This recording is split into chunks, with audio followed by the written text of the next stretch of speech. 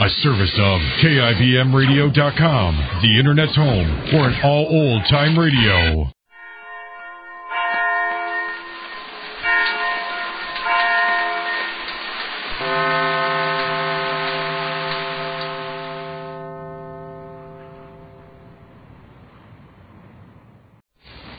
Kraft presents The Great Gildersleeve.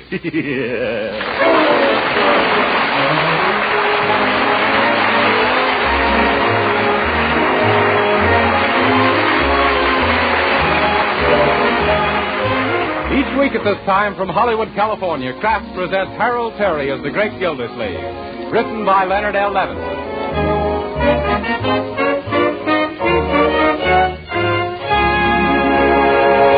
We'll hear from the Great Gildersleeve in just a moment. But first, remember the saying, an army marches on its stomach? Well, nowadays, battles are won not by armies alone, but by entire populations. For total defense, we all must have plenty of the right kind of food. That means wholesome, nourishing food. Food that produces the energy we use up in hard work and play. That's why Parquet margarine, the quality margarine made by Kraft, should be an important item on your shopping list. Because Parquet margarine is an economical source of important food elements we all need. Parquet margarine not only has delicious flavor that makes it a favorite for table use, baking, and pan frying, Parquet margarine is a highly nutritious food, one of the best energy foods you can serve. What's more, every pound of Parquet contains 9,000 units of important vitamin A. So why not give your family the benefits of this wholesome, nourishing food and start serving them Parquet margarine now? They'll like its flavor. You'll know it's good for them. So tomorrow, ask your dealer for Parquet, P-A-R-K-A-Y.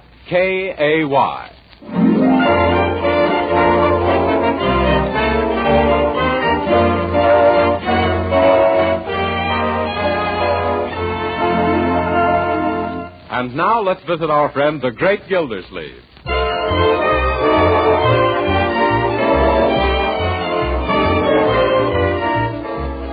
Well, my goodness, Bertie, the ashtrays are all empty for once. What is this, some special occasion? For me it is, Mr. Gildersleeve. I'd like to have the evening off. Oh, is this your night to leave early? No, sir, but I'd sort of like to get an advance on next week's night off. Oh, any reason why not, Marjorie? Oh, not at all. Go ahead, Bertie. Thanks.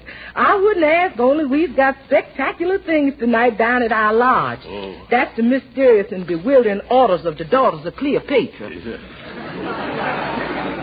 Yeah, Bertie's the head sphinx. Not no more, Leroy. I'm now the exhausted ruler of the pyramid. I've been promoted. Yeah, I see. Does that make you the head man? No, sir. I'm practically a stowaway on the royal barge of the ancient Nile. And ahead of me comes the major domus of the outer chamber of the inner sanctum. Yeah. Then the chief searcher in the bulrushes for the daughters of Pharaoh. Oh, yeah. And above her comes the royal rejecter of delinquent daughters. Well, isn't there a queen, Bertie? Mr. Gildersleeve, in our organization, every gal's a queen. Oh, my pardon. Well, what are you holding tonight, Bertie? An initiation? No, ma'am. It's the red, white, and blue fish fry in order of, to honor a group of our visiting soldier boys. Oh, yeah. The daughters of Cleopatra is all 100% Americans. Well, that's a fine thing, Bertie, entertaining your soldier friends. Yes, sir. We've even hired a military jitterbug band. The brown-skinned boogie-woogie bugle boys. Well, go right ahead.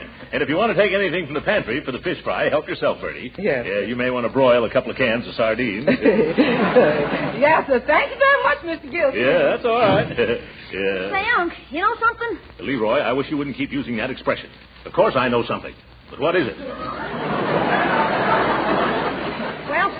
Well, I was reading in the paper where there's going to be about 1,000 soldiers in Summerfield over Thanksgiving. Yes? Well, let me see. Yeah, here it is. Well, the city will play host to 32nd Regiment Thursday. USO urges all citizens to invite Army men to dinner. That's what I mean. Can we have a soldier for our Thanksgiving dinner, Uncle Mort? Leroy, you sound like a cannibal. Leroy, You mean, can we invite a soldier to come to dinner? Yes, and I think it's a splendid idea. Oh, then we're going to have one? Why, of course. When I think of all those boys, many of them so far away from home, it takes me back to the lonesome Thanksgiving I spent in an Army hospital back in 1918. Gee, Unc, I never knew you were wounded. Well, it's something I never talk about. Oh, what happened to you, Uncle Mort? I was kicked by a mule. Where were you kicked, Uncle? In the customary place. That mule kicked me so high they gave me a pilot's license. You know, I spent 3 weeks in bed, flat on my stomach. In those days, I had a flat stomach. But remember, kiddies, never mention a word of this to anybody. It's still a painful subject.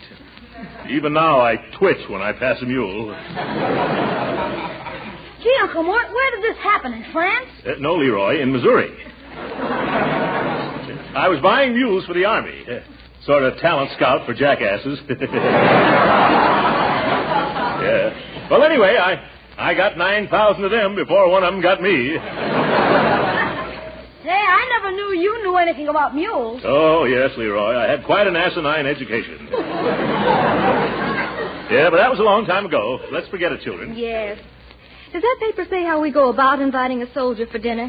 Inviting? Let me see. Oh, yes, here it is. Patriotic families who wish to share their Thanksgiving dinner with members of the Army are requested to be at Bacon Square, opposite the City Hall, before noon Thursday to pick up their dinner guests. The Army men will be bivouacked at the square. What's bivouacked, Uncle? A bivouac is a place where barking dogs are cooled off in pup tents. Yes, I got to remember that. Also that word. Well, then it's very simple. Huh? Just one more for dinner Thursday. Yeah. You can drive down in the morning and pick up one of the boys, Uncle. Gee, that's going to be keen. We better ask Bertie if it's all right with her first, though. Oh, Bertie! Yes, it's all right with me. That woman's wasting her time as a cook. She could get a job as an airplane detector. Say, I have a better idea. Let's have a real celebration. We'll get a couple of extra turkeys and invite 8 or 10 boys. 8 or 10? Won't that be too much trouble, Marjorie? Oh, no. I'll ask some of my girlfriends to come over. Girlfriends? Oh, by all means. That'll be jolly for the soldiers, too. Oh, gee, Unc, the whole idea sounded great till you brought in the girls. Do we have to have girls? Why not, Leroy? Yes, what's wrong with them? Jeepers, don't you think those soldiers are doing enough for their country as it is without wasting their day off with a bunch of silly girls?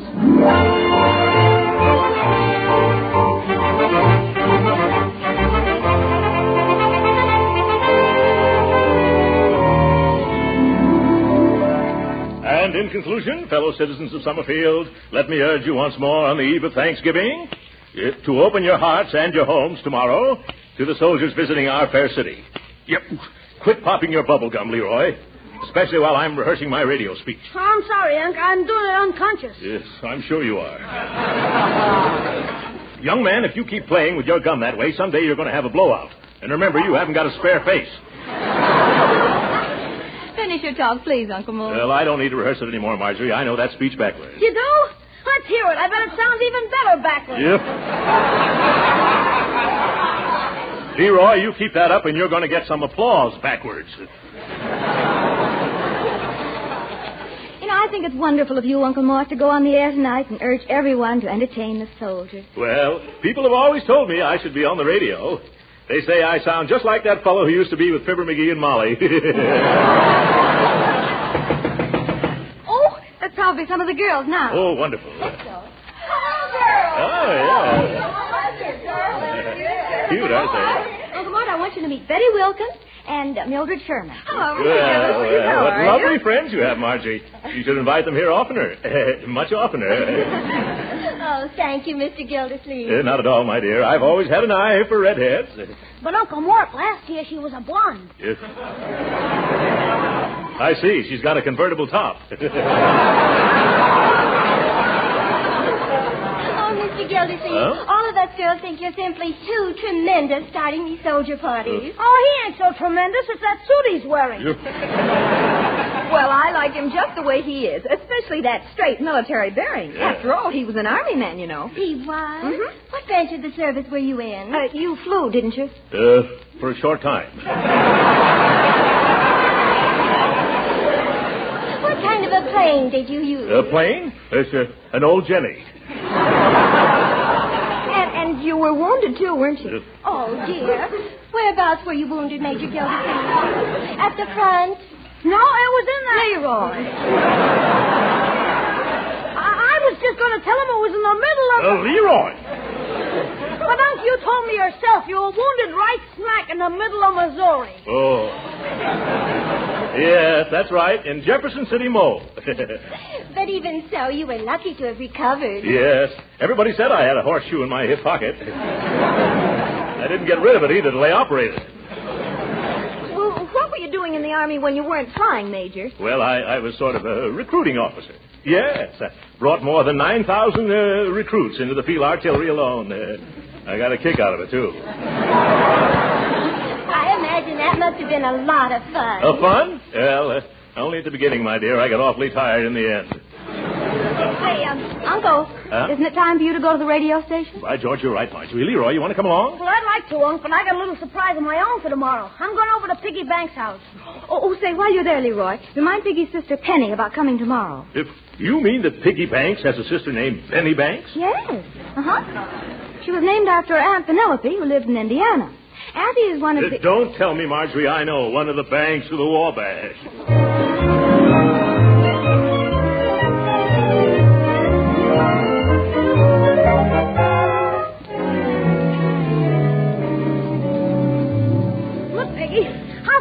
Your bugle. Oh, I don't know, Meatball. What you want with it? I need it for Thanksgiving tomorrow. Oh, you got the wrong instrument. On Thanksgiving, you play with drumsticks. Now beat it.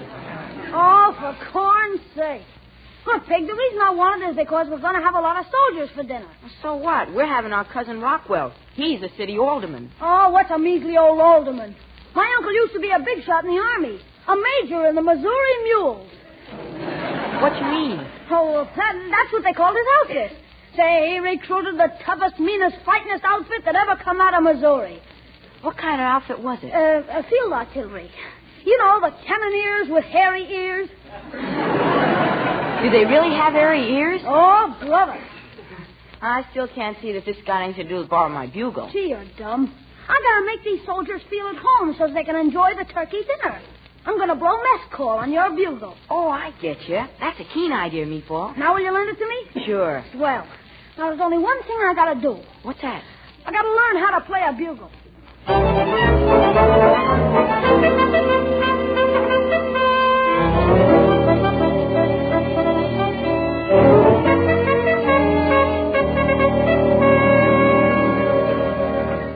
My, those turkeys sure look good, Bertie. You don't happen to have a spare leg, do you? No, sir, but I sure could use one with all the running around I got to do. No, Bertie, I mean a spare turkey leg. No, sir. I ain't going to subdivide none of them birds before the 0 hour. Oh. And when I serve them, they're going to be intact. A thing of beauty and a joy for about 2 minutes. Yeah. How about some stuffing, then? Nobody's going to do no stuffing nohow till everybody does. Yes. And that includes stuffing yourself with stuffed olives, too. Oh, yeah. You talking to me? Yes, sir. I've hardly got enough olives now to spell out welcome 32nd Regiment into mashed potatoes. Huh? You know, people have been coming to the door all morning asking for soldiers for dinner just because you went on the radio last night. Yeah, but I told them to go down to Bacon Square. Jumping Jeeps? What's that? Oh, it sounded like it came from the living room. Well, it can't be anything serious. Then again, maybe it can. I'll find out right away. Leroy! What are you doing? Learn how to blow mess call, Unc. Was that mess call? Sounded more like a moose call. Boy, won't those soldiers be surprised when they hear me blowing the bugle? Yeah, and won't you, too. Oh, Oh, gee, give me a little time. All I need is practice. Yeah? I heard in school that Grace Moore practices 6 hours a day. Yeah, a lot of good it does her. I bet she still can't play the bugle. Well, it's a sweet thought, Leroy, even if your music is sour. Oh, there's a doorbell. I'll get it, folks. Yeah? Excuse me, please. Is this the gentleman who was speaking last night by the radio from Soldiers for Thanksgiving? Yes, madam. Well, permit me to introduce myself. Mrs. Shapiro, glad to meet you. How do you do, Mrs. Shapiro? Glad to meet you. What can I do for you? Well, I got right now in the oven a nice young kosher turkey, and I am wanting a soldier who is likewise. I'm sorry, Mrs. Shapiro, but I haven't anything to do with these soldiers officially. You'll find them down at Bacon Square. Please. If the soldier boy I'm looking for is at Bacon Square, then he's not the soldier boy I'm looking for. Goodbye.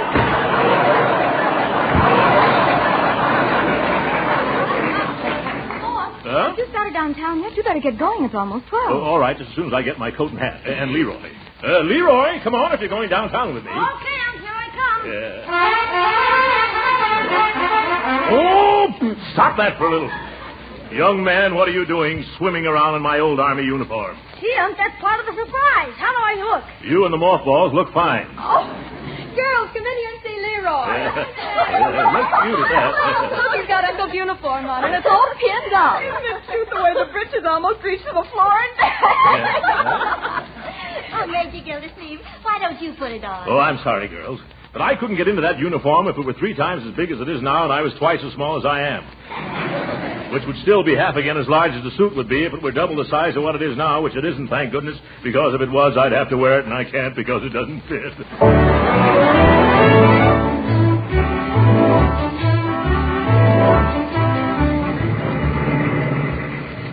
Leroy, with all those girls coming over to our house this afternoon, I'm going to have to ask for about 12 soldiers instead of 8. Oh, that'll be super, Unc. Huh? Hey, look at all those tents.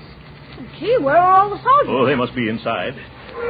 Say, you don't think they've all been invited out already, do you? Leroy, you get the most fantastic ideas. Hello, where is everybody? How do you knock on a pup tent? There's nobody in here, Unc. Oh, my goodness, nobody home. Leroy, get away from that cannon before it goes off and takes you with it. Why did we wait so long? If all these pup tents are empty, I'm certainly going to be in the doghouse. Hey, Uncle Mort, here comes a soldier. Shall we invite them? Yes, of course. Soldier? Yeah?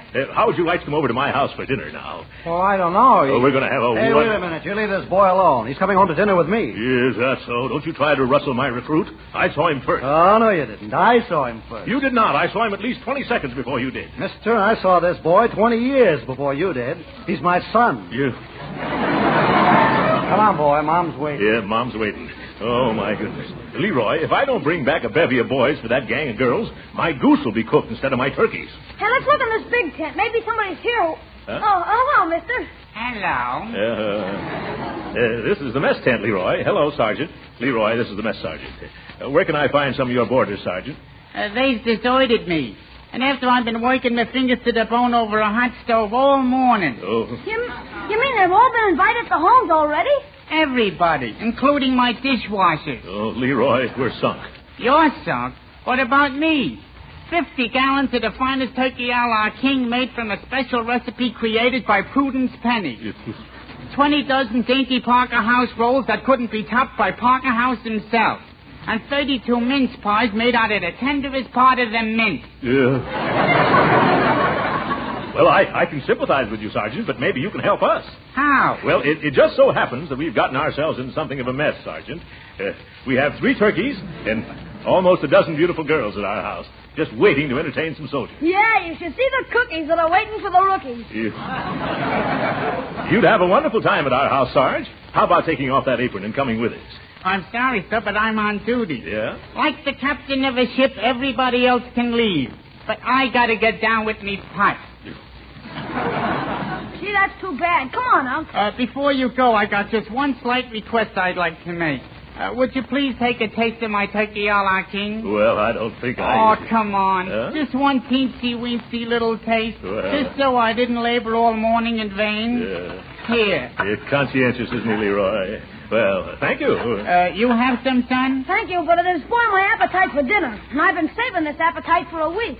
How do you like it, mister? Well, I think I'll have a little more. Oh, no, Uncle Mort. Come on, we got to dig up some soldiers. You're right, Leroy. Are you sure you won't come with us, Sarge? No, buddy. Duty is duty. And besides, the colonel would be sure to catch me if I sneaked out. Oh, the colonel. I'll bet he's got a few soldiers up his sleeve. Where can I find him? Way over there at the other end of the square, sitting in his tent. Yes. Well, come on, Leroy. We'll lay our troubles in his lap.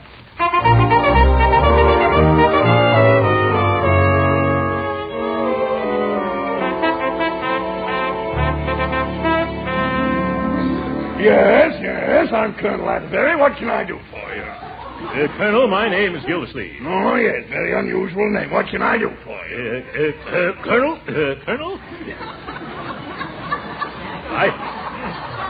I have a lovely big home, a wonderful cook, and a dozen of the sweetest girls in Summerfield. What, no boys? No. That's the trouble. No boys. We get all prepared to entertain 10 or 12 soldiers at dinner today, and when I come down to pick them up, what do I find? No soldiers. Not a single solitary rear-rank third assistant buck private. Well, I'm sorry. Sorry, he gargles. By George, this is a pretty pickle for our army to get itself caught over a barrel into. Yeah, and after I've been practicing mess calls all day, too. Yes, the poor little fellow almost blew his brains out. Well, I'll tell you what I'll do, Mr. Gildersleeve. Huh? So I think I know you from someplace. Huh? Yes? Yes, I can't place your face, but your manners are awfully familiar. Yeah. Well, never mind. As soon as some of our men return, I'll send them out to your house. That's just the old brush-off. I'm just stubborn enough to stay right here. Stubborn? That's it. I've got it. Mules.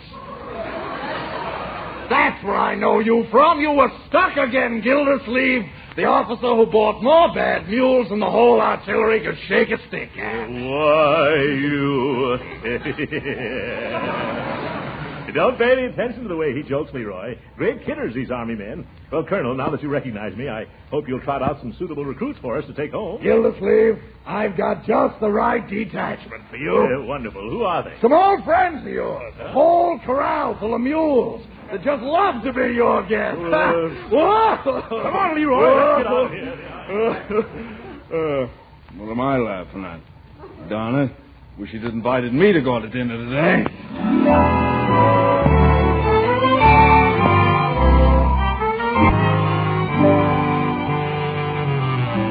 Leroy, you better run along home now and tell the girls I'll bring back some soldiers if I have to call out the Marines. Okay, Uncle, where are you going now? I'm going to try the USO headquarters. And if you see any soldiers on the way home, grab them, even if they're wearing Civil War uniforms.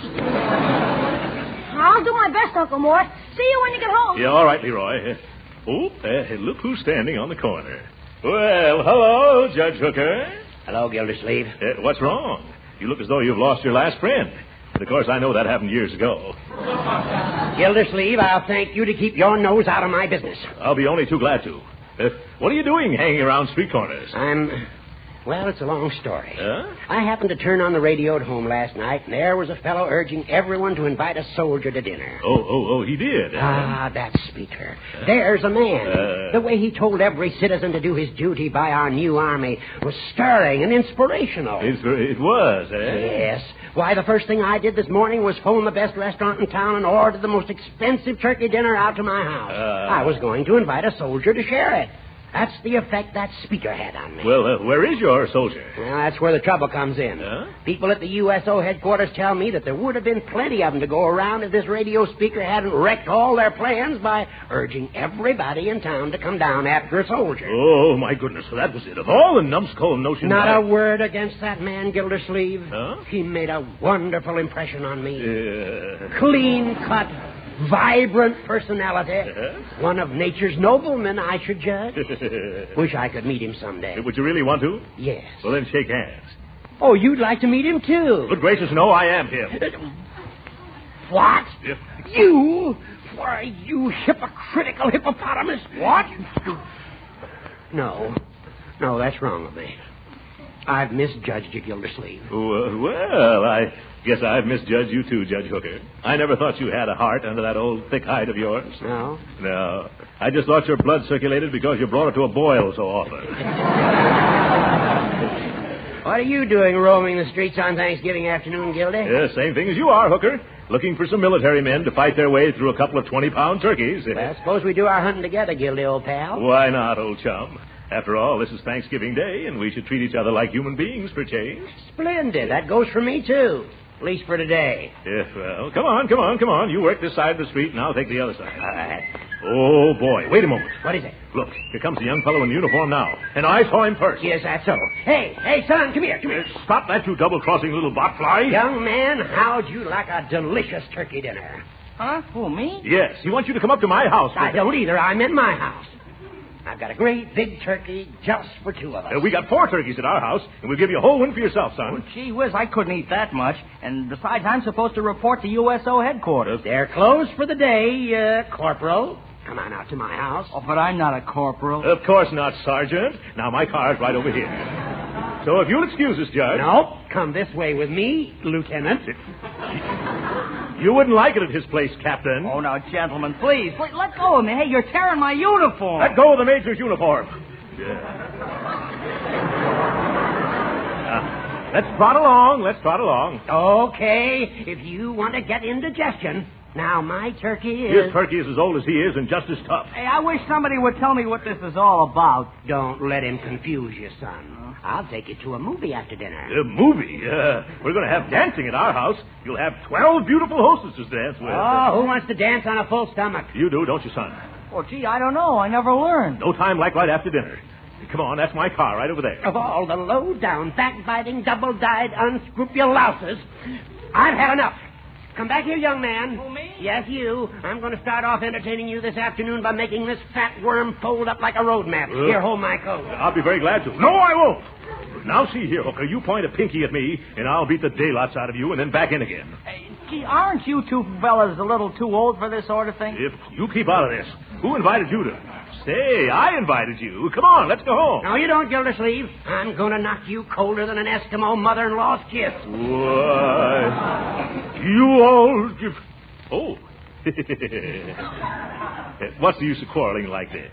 If you've got your heart set on taking this young man home, Judge, I won't stand in your way. Yeah, but haven't I anything to say? No. Gildersleeve, do you mean this? Yes, Judge. Go on, get your car. Hurry up now before I change my mind. All right. You just wait right here, soldier. I'll be back in a jiffy, and then we'll have a wonderful dinner. Yeah. Happy Thanksgiving, Gildy. Gee whiz, mister. You got me all confused. Do I have to have dinner with that other gentleman? With that old goat? Of course not. Huh? Wait till he turns the corner. All right, come on now. Run like anything. But the judge went that way. I know that. My car's this way. Hurry up, boy. Huh?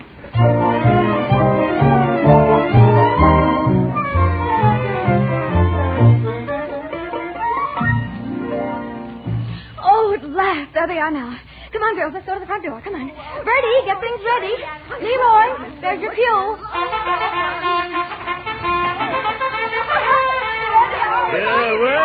Well. Here we are at last. Step right in, son, and meet everybody. Gee, thanks. Girls, this is Jerry Arnold, Private Jerry Arnold of the United States Army. Oh, no, sir. Oh, you're not a private? Oh, no, sir. I'm not even in the Army. What? You're not? Why, no, sir. I'm a Boy Scout. Oh!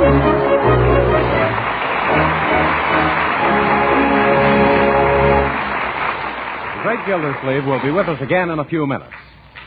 But right now, whether you celebrate Thanksgiving next Thursday or the week after, there's one thing that's the same everywhere. Yes, that turkey's going to taste mighty good with all its trimmings and fixings. And we all want to remember that we Americans still have plenty to be thankful for. And another thing that's certain, if you make your Thanksgiving cakes and pastries and cookies with Parquet margarine, you're going to get plenty of compliments on their downright good taste. You see, the delicious flavor that makes Parquet margarine so popular for table use makes it wonderful for baking, too. Yes, as sure as Parquet is a delicious spread, it's a genuine flavor shortening, too, not a bland, tasteless fat. Parquet adds flavor to pan-fried foods, too, and it doesn't spatter or stick to the pan. So serve Parquet margarine at the table, use it for baking and pan-frying, too. Remember, you can use all you want, because Parquet margarine is economical and good for your family. Yes, Parquet margarine is a wholesome, nourishing energy food and a reliable source of vitamin A. So right now, add Parquet margarine to your shopping list. Remember, it's Parquet, P-A-R-K-A-Y.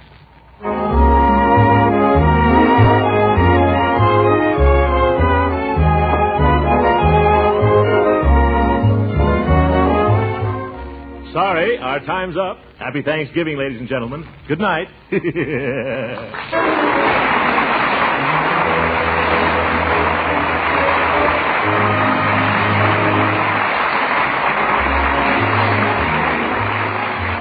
Original music heard on this program was composed and conducted by William Randolph. This is Jim Bannon speaking for the Kraft Cheese Company and inviting you to be with us again next week at this same time for the further adventures of the Great Gildersleeve. This is the National Broadcasting Company.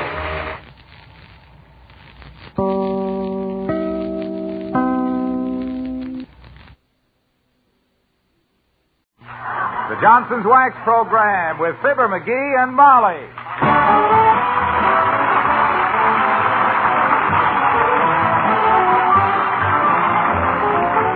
Johnson's Wax and Johnson's Self-Polishing Glow Coat present Fibber, McGee, and Molly with Bill Thompson, Gail Gordon, Arthur Q. Bryan, Dick LeGrand, and me, Harlow Wilcox.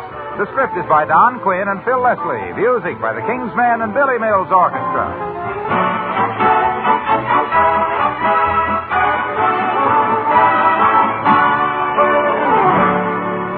2 weeks ago, we first announced the big news. Johnson's Glow Coat is now positively water repellent. At last, there's a self-polishing floor wax that does not streak nor leave ugly spots when you wipe up spilled things. Does not wipe off nor lose its shine when you mop it. Since that first announcement, thousands have asked, can I get the new Glow Coat now at my dealers? Well, the answer is yes. Every dealer is now completely stocked with the new water-repellent Glow Coat. You'll find it in the same familiar yellow container with the bright red band. All you have to do is look for the name Glow Coat to be sure of getting the one self-polishing floor wax that is positively water-repellent. It looks just the same on the outside. Oh, but what a wonderful improvement inside. Don't wait to give your floors this new protection. Tomorrow, get Johnson's new water-repellent Glow Coat. It's at your dealers now in the regular Glow Coat package.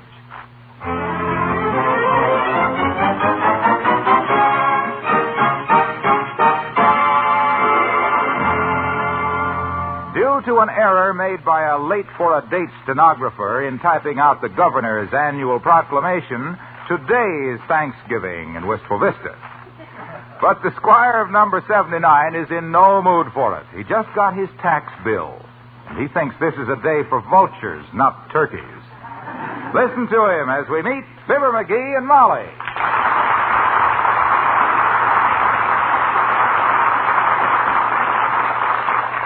Look at this tax bill, will you? $124.68 taxes on real estate and property we already own. Is that robbery or ain't it? It ain't. Huh? I mean, it isn't. Well, that's better. You know, that's $4 less than we paid last year. My gosh, it ought to be less. It ought to be a lot less. Think of the depreciation.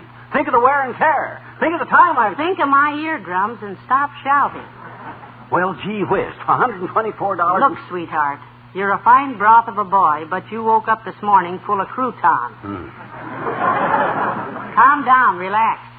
Baby, I woke up this morning full of gladness. I could hardly shave for laughing. I sang in the shower. I loved humanity. I was happy old McGee, the smiling elk. And then what happened? I get a tax bill for $124.68. For what? I ask you for what? McGee. Huh? You're awfully cute when your eyes flash fire like that. But I don't want you to scorch your eyelashes. Will you listen to Mother a minute? Sure, but I warn you, I'm in a very unreasonable mood. Yes, I know, but after all, this is Thanksgiving. Thanksgiving, pada. Thanksgiving was all very well for an ignorant pilgrim. What taxes did he have on a little old homemade log cabin and a rusty blunderbuss? Well, as long as you're so upset about expenses, you don't have to take me out for Thanksgiving dinner like you promised. I'll fix something at home. Gee, you will? Certainly. I'd love to do it. Oh? What do I care if I just got a new permanent and a facial and spend my month's allowance on a new hat and haven't got anything in the house to eat except some cabbage and a half a dozen weenies? How we fix for mustard? Our last drop of mustard went to the dry cleaners yesterday on your blue necktie. Well, then we better eat out. I can't eat weenies without mustard. Well, all right, but remember now, I fought to stay home. I know, kiddo. The taxes are going to ruin us anyway, so we might as well go to the poorhouse in a cab. My gosh. Come in. Well, heavenly days. Happy Thanksgiving, Doctor. McGee, it's Dr. Gamble. Hello, my dear. And a happy Thanksgiving to you, too, turkey face.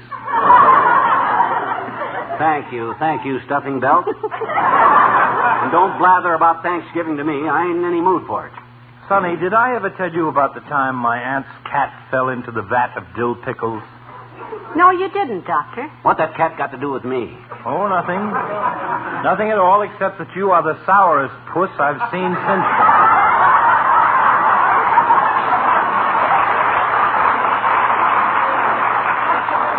Well, he's a little upset over his tax bill, Doctor. A little upset? You know what my tax bill was, Fatso? $124.68. Mine was $210 for the same size house. Yeah, but you got a gravel driveway. Now, look, Schnook. Yeah? Must you always be beefing about something? You're a chronic complainer. You have the warm, human, emotional soul of a slag heap. By the way, Molly, speaking of slag heaps, I'll have to eat my Thanksgiving dinner at the hospital. May I drop in here afterward for a cup of your coffee? Why, Doctor, we'd love to have you do that, except that McGee's taking me out to dinner. Where are we going, McGee, anyway? Gus's. You can get a table-to-hote dinner there a la carte for $2 a throw. A table-to-hote dinner a la carte? Mm-hmm. What'll they think of next? I've never been there myself. Is it nice? Nice? Why, my gosh, they even got a sextet of 5 fiddle players on the balcony.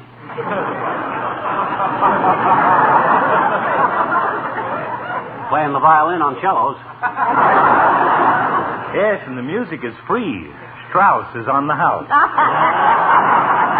Have fun, children. Fun with a tax bill hanging over me for $124? Now, please, McGee, please. One word of advice, Grouch Bag. Yeah, Snook. I am an expert, more or less, on contagious diseases.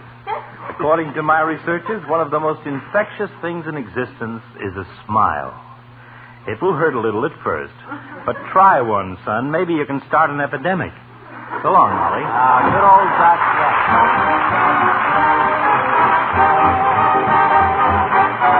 Billy Mills for the orchestra and Bye Bye Baby.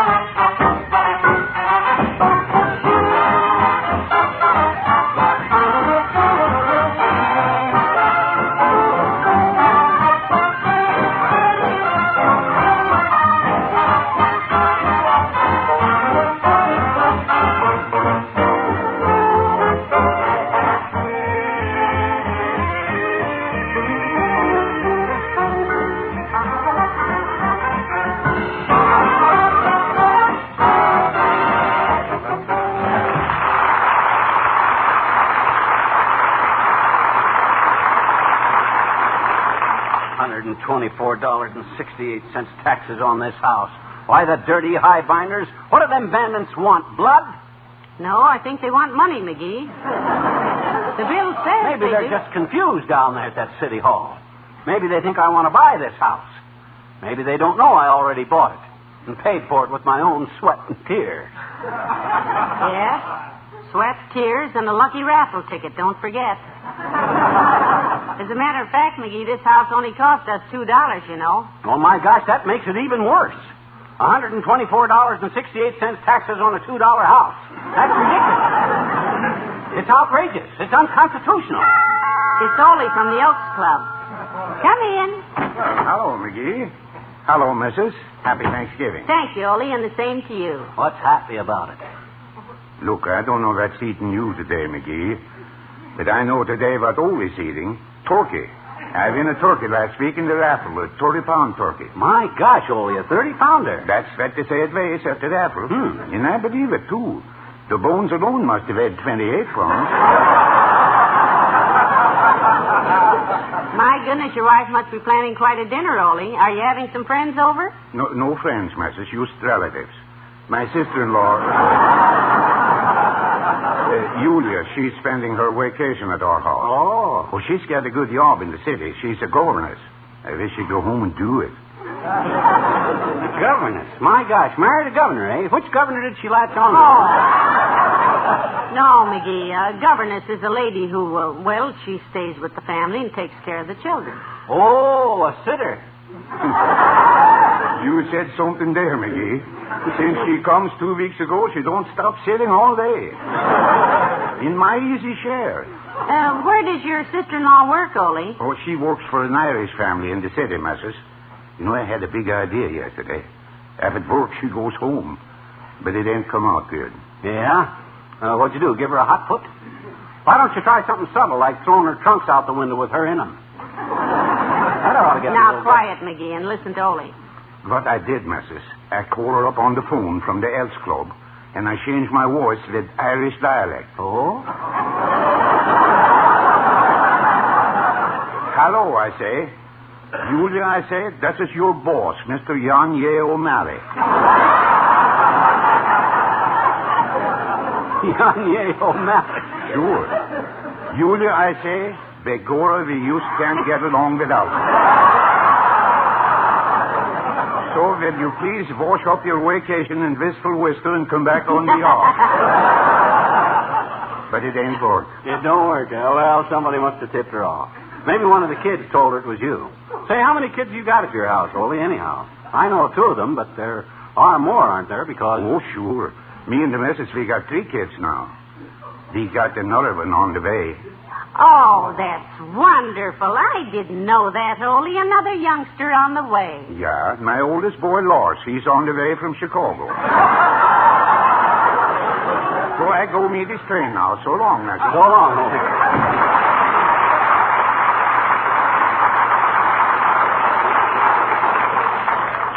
What was I doing when Ole come in here? Seems to me I was sore about them. That dad-ratted pocket-picking, purse-snatching tax department. I'll say I'm sore. Oh, now, McGee, don't get all worked up. Boy, does this tax thing burn me up. Get your hat, kiddo. I'm going to go down to that city hall and... The city hall, sweetheart, is closed today. This is Thanksgiving, remember? A day of smiles and sweetness and light. A day of joy and gratitude for our blessings. Well, it shows what dirty cowards those guys are. Picking a legal holiday for me to open my tax bill that came yesterday on. They knew I'd have to have it. Hello, Molly. Hi, pal. Happy Thanksgiving, kids. And the same to you, Mr. Wilcox. Nice to see you. Happy Thanksgiving, he says. Sure, it's a happy Thanksgiving for him. Has he seen our tax bill? When I say happy Thanksgiving today, I'm not kidding, kids. I've got plenty to be thankful for. Well, we all have, Mr. Wilcox. Yeah, well, them tax bandits loose, terrorizing innocent people with their big bills. Yes, indeed, because with Johnson's self-polishing glow coat, the new water-repellent glow coat, I can really talk turkey to housewives these days. Bah, cranberry sauce. Look, with conditions like they are... Because, you see, here at last, kids, is a self-polishing floor wax that is positively water-repellent.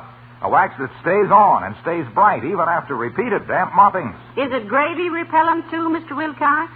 Because lots of people will spill gravy today. Absolutely, Molly, absolutely. With Johnson's new water and gravy-repellent glow coat on your floor linoleum, You can fill things up with a damp cloth or mop them up if you like, but you don't wipe the wax off your floor. I'd like to wipe out that tax card because Glow Coat stays on and stays bright longer. Not days longer, but weeks longer.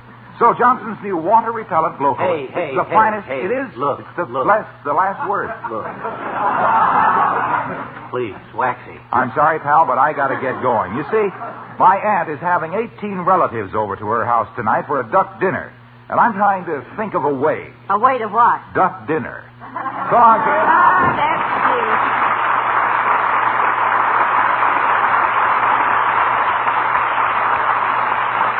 How can that guy talk about food when the whole tax structure, the whole nation is tumbling down around his ears? The whole world in a turmoil, and Wilcox goes right on making a living. For goodness sakes, McGee, forget it till tomorrow at least. This isn't going to wreck our whole world economy, dearie. It's the principle of the thing, Molly. $124.68 on a house that I only got an investment of $2 in. It's outrageous. It's exuberant, that's what it is. Exorbitant. I'm glad you agree with me. Why, this thing amounts to government conjugation of property, you know that? This could grow into... Where are you going? Up to get dressed. It's nearly time to leave if we're going to Gus's for dinner. Oh. Now, you better get shaved, too, dearie. Okay, Tootsie. That much time, you know. In a minute. Ah, there goes a good kid. And steady as a rock. She knows the whole world is in a mess. Russia with the atom bomb. The pool table at the Elks with a 2-foot hole tore in the cloth. And me with a tax bill for $125. But is she worried? No, sir. When she gets hungry, she just... Come in. Hi, mister. Oh, it's you, Teeny. Well, come in if you want. But I warn you, I'm in a rotten humor. Oh, that's okay, mister. Happy Thanksgiving, anyhow. Well, happy Thanksgiving. I'm sore, sis, you understand? Oh? I'm steamed up like a clam dinner. If I was running this town, there'd be no taxes. I'm against taxes. Anyhow. Gee, mister, our teacher was, too, yesterday, I betcha. She was, eh? She was, I said she was, eh? Who was? Your teacher. What for? Against taxes. When? Yesterday. I know it.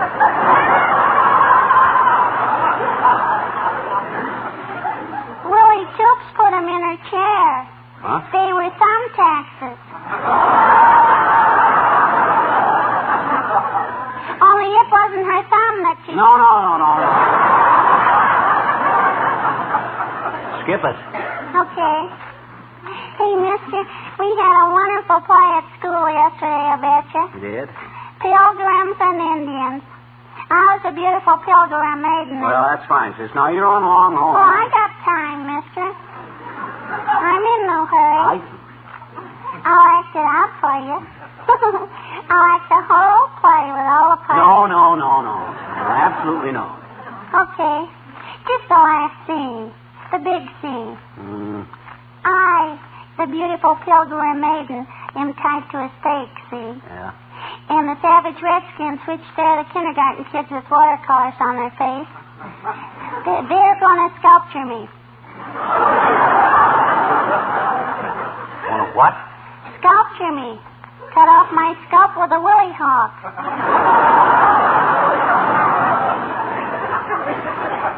Tomahawk. Tommy didn't have one, so he had to use Willie.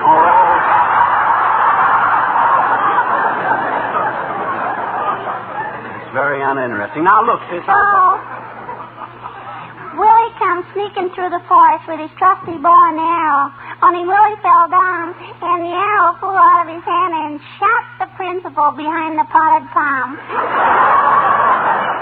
And the principal screamed and jumped on our teacher's foot, and she let go of the rope that holds the curtain up, and the curtain fell down and knocked one of the savage redskins into the front row in the school superintendent's lap. And broke his glasses.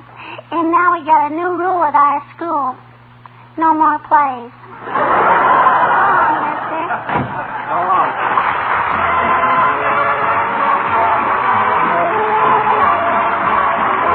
The King's Men and the Last Mile Home.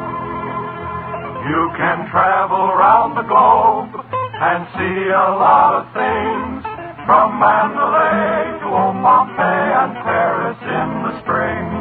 But travel as you will, you'll only learn one thing. The longest mile is the last mile home when you've been away. The dearest dreams are the dreams of home when you've been away. You travel far over land and sea, then one day it's as clear as can be. The longest mile you'll ever roam is the last mile home. You travel far over land and sea, then one day it's as clear as can be.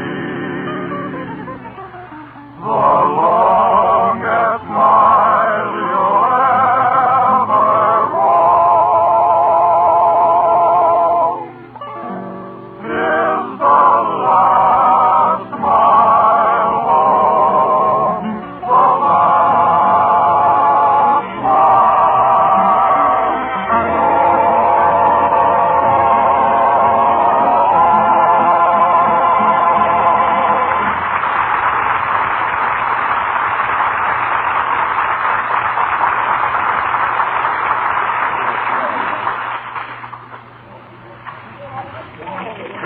My goodness, this is good food, McGee. I'm certainly glad you insisted we have our Thanksgiving dinner out. Well, you know me, kiddo. You're a Lulu in the kitchen, but now and then I get hungry for a good restaurant-cooked meal. But I was telling you, but when I ate at the training table in my baseball days... Well, Mr. and Mrs. McGee, is everything all right? Just fine, thank you, God. This is a wonderful dinner. Ought to be $2 a throw. Well, I'll be back pretty quick. Anything you want to speak up. Okay, Gus. What were you saying about your baseball days, McGee? Huh? Oh, yeah. Well, we didn't get meals like this when I was in training. Well, what'd you play? First base, wasn't it? I was a pitcher. Manager of the team saw me standing around one day, and he says, "You pitch, don't you, Shorty?" And I says, "Sure." "How'd you know?" "Well," he says, "you're small and you got big ears, and little pitchers have got big ears, so go get into a uniform and let's see what you got." So as relief pitcher, I traveled all over with the team. Southpaw? No, Ma, mostly around the Middle West.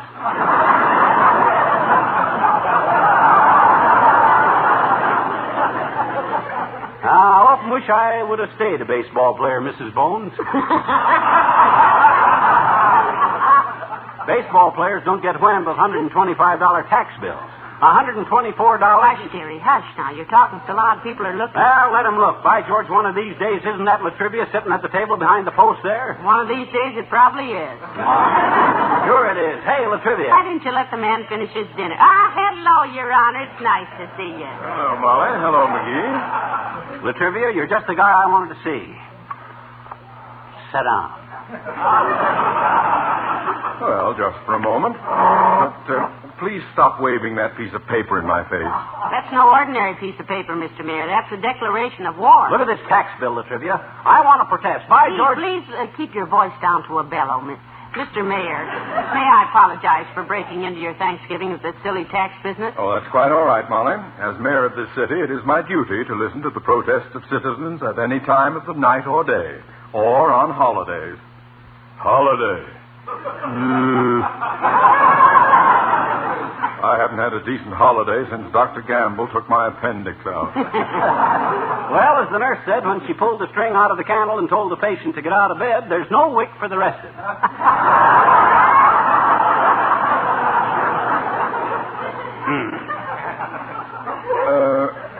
Who was the patient? And why were they using candles? Fuse blown out?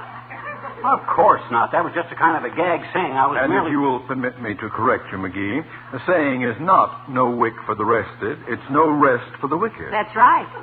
I know that. Doggone it. It was just a joke I made up. A joke? A joke? I don't see anything funny in a nurse yanking a patient out of bed. Was it one of Gamble's cases? No, it wasn't. It wasn't a case at all. All I said They was... don't use candles in Dr. Gamble's hospital, Mr. Mayor. Must have been some little bitty hospital because... It was not a horselated pipe little ice pail. Aha, the candle. Look, Latriv, when you said... I'm sorry. I'd like to stay and hear more about the way those nurses handle their patients. I wasn't nursing about the kid in the panel. The patient in the candle. All I said was this whole thing started. That rabbit started. You said I went in with the horse. I was merely... I was... You...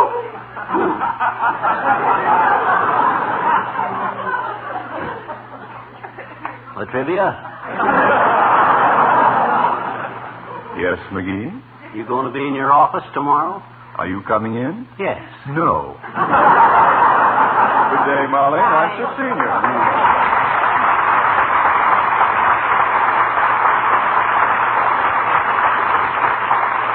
Jerry, I must say this was no occasion to take up the matter of your tax bill with the mayor. This is Thanksgiving. Yeah, fine Thanksgiving. With bankruptcy breathing down my neck.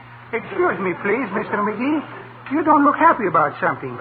Is something the matter with dinner, maybe? No, Gus, it was a beautiful dinner. Just lovely. Good. How's about some nice desserts? No, thanks, Gus. I'm too upset. What's upsetting you, Mr. McGee? Is it anything I can do something about it? I'm afraid not, Gus. Just take a look at this tax bill.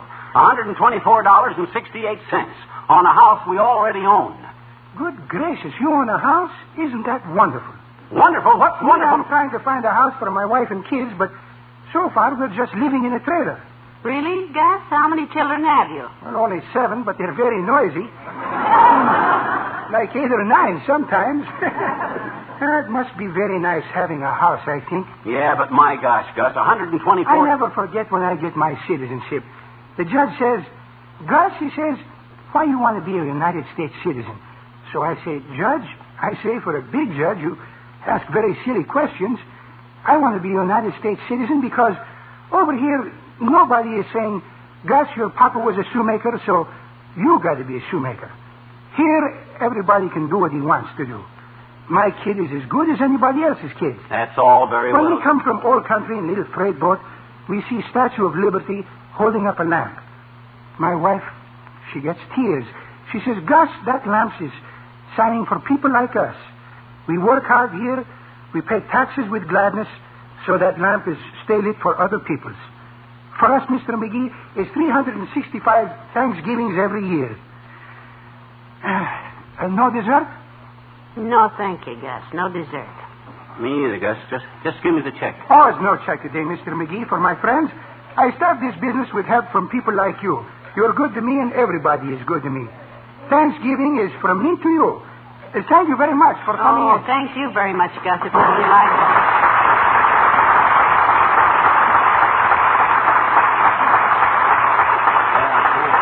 Well, we'll see you next week, Gus. Come on, Mom. Now then, what were we talking about, McGee? This tax bill. $124.68. It's ridiculous. Oh, I don't. For a swell little house like ours, my gosh, it ought to be at least $200. I'm going to see the assessor tomorrow and see if I can...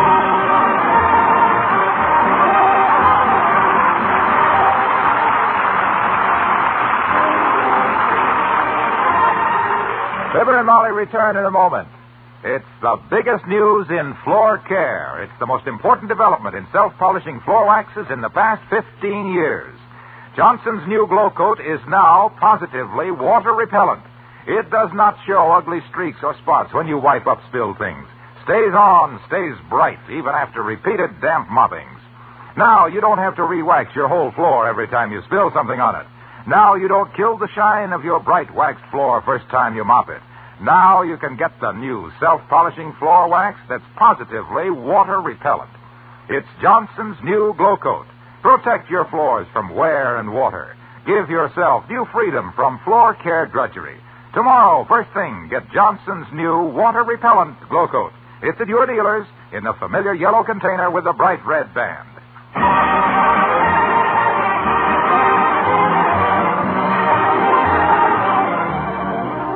Well, that was a nice finish for a Thanksgiving day, McGee. Gus serves a fine meal, doesn't he? I'll say I never walked in there yet, but I didn't waddle out. I think I'll get all his customers together and organize a PTU. PTA, you mean? PTA, yes. You mean Parent Teachers Association? No, Protruding Tummies of America.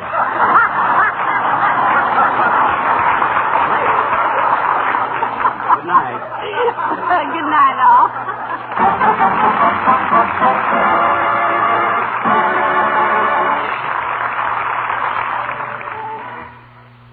Don't spend hours cleaning and polishing your furniture for Thanksgiving.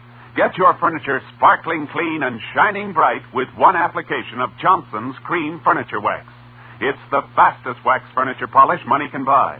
In fact, Johnson's Cream Wax cleans so quickly, polishes so quickly, that using it is almost as easy as dusting. A few strokes with a cloth gets furniture clean, a few more, and it's polished to gleaming brightness. And Johnson's Cream Wax contains no sticky oils to catch dust. This week, speed Thanksgiving cleaning with the fastest wax furniture polish money can buy. Get Johnson's Cream Wax.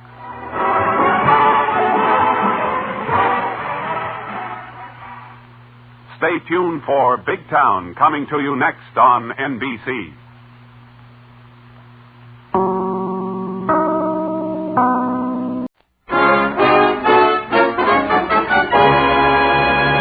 The Harold Perry Show.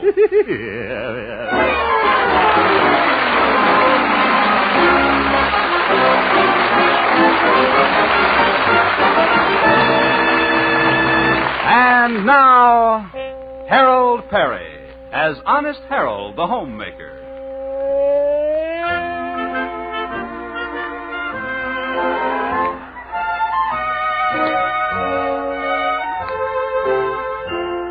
Well, the talk of Melrose Springs this week is the big Thanksgiving play, The Courtship of Miles Standish, which is to be given at the local high school. The director and star of this epic drama is none other than the Orson Welles of Melrose Springs, Honest Harold. Well, right now we find our impresario at home having a costume fitting for his role of John Alden. Almost through, Mother. Just a minute, Harold. You know, I think these old blue serge trousers are going to make fine knee breeches. Oh, I guess so. A little tight, but I'll take it easy when I bow. Hold still now. I'll just pin these pants up. Put a pin in front. Yeah? And a pin in back. Watch it, Mother. I just know the play will be wonderful with my son directing it and starring in it. Thank you, Mother. I also rewrote it a little, too. Oh, you did? Yeah. My boss, Stanley Peabody, is playing Miles Standish. I cut his part way down. Harold. Yeah, and I built up my part of John Alden a little bit. You know, Theodora, the new dancing teacher, is playing Priscilla. Oh, yes. She's very pretty. She sure is. I wrote some additional dialogue for my scene with her. Additional dialogue? Yeah, I put in a few kisses. Well, better get dressed and get right down to Theodora's Dancing Academy. There's a rehearsal call for our love scene this morning. There is? Yeah, I just called it. Yeah. I'll see you later, Mother.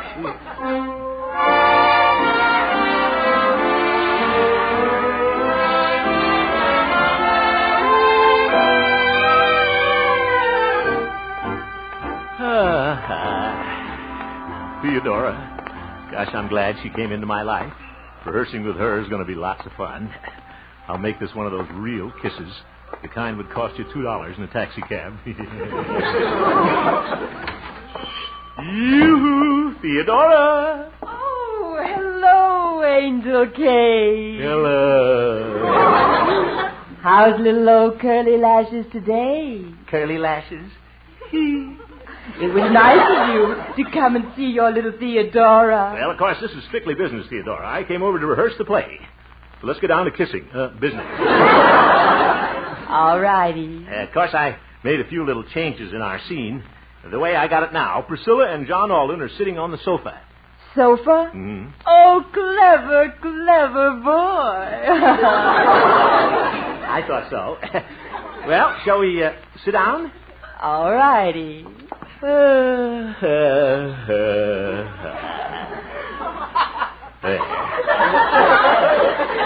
And, oh, yes, I made one other little change. John Alden kisses Priscilla.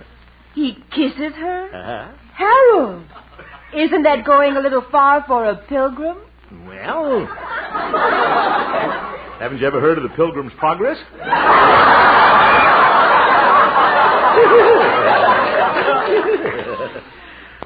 Yes, sir. We'll start the scene with my speech. Priscilla, I, John Alden, speak not for myself, but for my good friend, Captain Miles Standish. Why don't you speak for yourself, John? Me? You're so handsome. Well. The most charming man I've ever seen. Sounds good. Ooh, I wrote that. You're so masterful. John. Here it comes. Why don't you kiss me? All right. Pucker up, Priscilla. Oh, there's someone at the door. Oh, my goodness. Come in. Oh, here you are. Howdy, folks. Pete, the town marshal. Hope I ain't interrupting anything. What do you want, Pete? Well, I wanted to talk to you, boy. You two big men go right ahead and talk. I'll be in the reception room. Yeah. All right, Pete. What is it? You were getting pretty cozy there, weren't you, boy? Priscilla and John Alden smooching on the sofa. That's a doozy. Now, Pete, what do you want to see me about? Well, Harold, I'm having trouble with my part in the play. I keep forgetting all that stuff you told me to do. Oh, for heaven's sake. Maybe if I put it down in my notebook, I could keep it straight. Well, all right, but hurry it up. Let's see now. I come in and I say, I am a trapper lost in the woods. I wonder where I am at. Don't just stand there, Pete. Look around. Look around? Yeah, let me write that down. Go on, Pete. Oh, my. What is that behind the tree? That's where you take 4 steps. After I take 4 steps. Let me write that down. Hurry up, Pete. Now, that's when you see the bear behind the tree. The bear? Yeah, remember, Doc Yancey is a bear. Doc Yancey is a bear. Let me write that down. Now, what comes next, Harold? Now, that's where the bear growls. Grrr. How do you spell grrr? Come on. Pete, will you get on with the scene? Oh, my. Here comes the bear. Grrr. What'd you say, Harold? That was me, growling. Oh. Got stomach trouble, boy? Pete, you're a dope. Why don't you write that down? You're a dope. Sure, Harold, I can remember that. I'll see you later.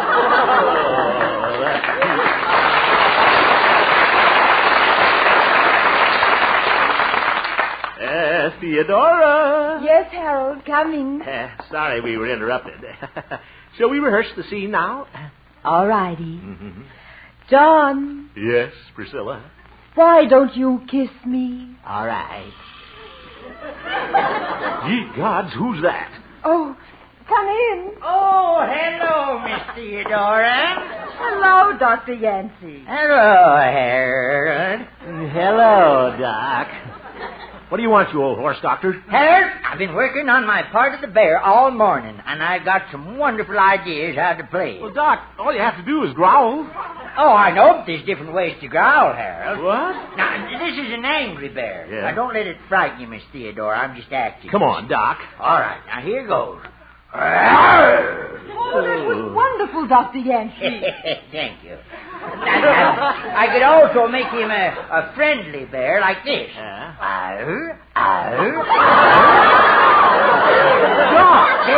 Then there's the melancholy bear whose mate's run away and left him. He's real sad, you know. He's,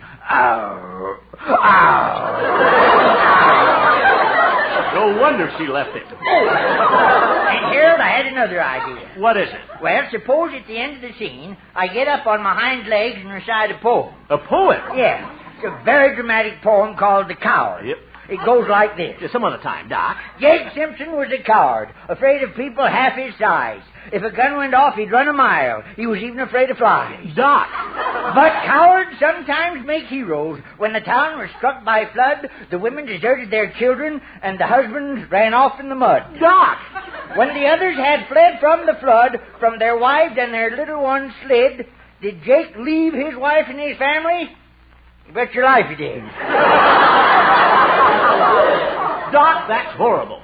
It is? Oh, well, all right, Harold. If you don't appreciate art, it's all right with me. Goodbye, Miss Theodora. Goodbye, Doctor. Goodbye, Doctor. Practice some more.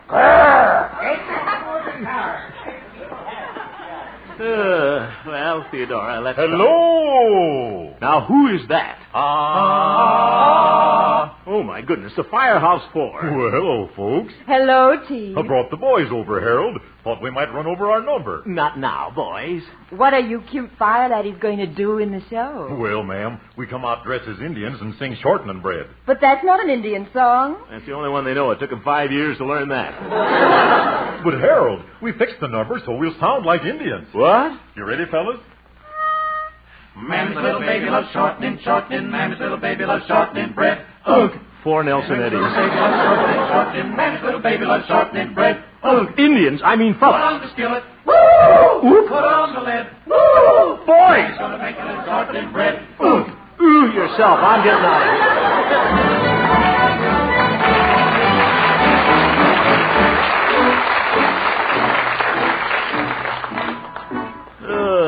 What a morning. Oog. Oh, well. The show isn't on till tomorrow night. Still a lot of time to rehearse with Theodora. Yeah, and I have to laugh when I think of Stanley Peabody playing Miles Standish. He may be my boss at the radio station, but... Hemp. Oh, my goodness, speak of Peabody, and there he is. Hemp, I want to talk to you. Hello, Stanley. Well, Miles Standish, have you learned your part for the play? What part? Huh? When you first gave me the role, I had 12 pages of dialogue. Now I can put my part on a postage stamp. And, brother, are you stuck with it? I am unhappy with my part. Do you hear me? Hear you? You almost blew me across the street, Stanley. I notice you gave yourself the best role in the play. John Alden. John Alden? Oh, that isn't much of a part. Miles Standish is really the star. Star? Huh. For 4 acts, all I do is fight Indians off stage. Well, you win, don't you? And you have all the love scenes with the girl. Love scenes? Well, what do they mean, Stanley? Nothing. Anybody can do that. But Miles Standish is the role of a lifetime. An actor's dream. And because you're my old friend, Stanley, I gave the part to you. Hemp, I'm touched. You're a real friend. But I can't let you make this sacrifice. We'll change parts, Hemp. Huh? I want you to be the star.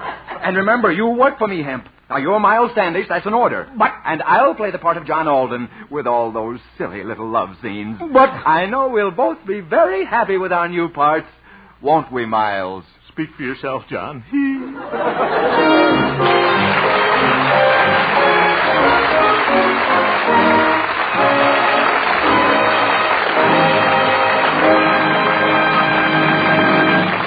We will return for the second act of our story, Honest Harold, in just a moment. Just a little later this evening on CBS, screen star Paul Douglas will visit Bing Crosby, and the two of them will be reminiscing about the good old days.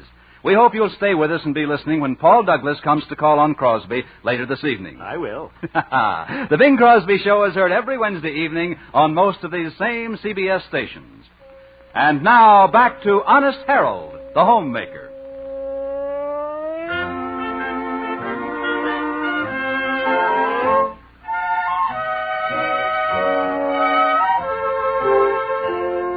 Well, it is the night before the Thanksgiving play, the courtship of Miles Standish. But Honest Harold hasn't much to be thankful for. He wound up with the part of Miles Standish, and his boss, Stanley Peabody, is going to do all the courting. Well, right now we find our disappointed lover at home, just finishing dinner before going to dress rehearsal. Oh, no, Harold. You mustn't feel bad just because you're not going to play John Alden. Well... And you look so distinguished in your Miles Standish costume. Oh, I can just see you standing there, stroking your beard. Yeah, and while I'm stroking my beard, Stanley will be kissing Theodora. But that's just in the play. They'll only be acting. I don't know, Mother. Sometimes these acting romances get out of hand. Look at Errol Flynn. Harold, I'm sure Theodora prefers you to Stanley. I don't know, Mother. After all, he's a lot flashier than I am. He's the Chrysler type. What am I? Just a 36 Essex with a bent bumper.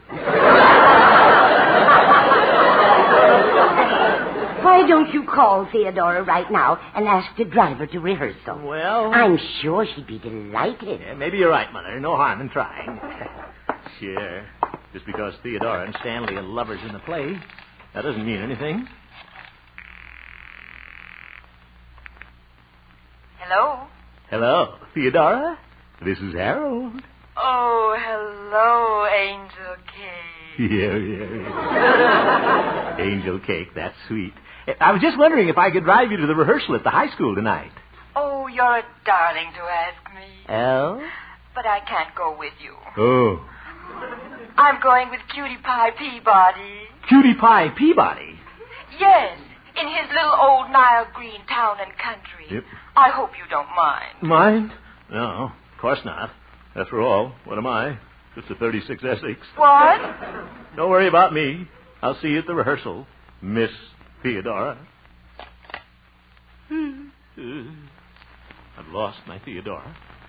Here I am with a broken heart and a bent bumper.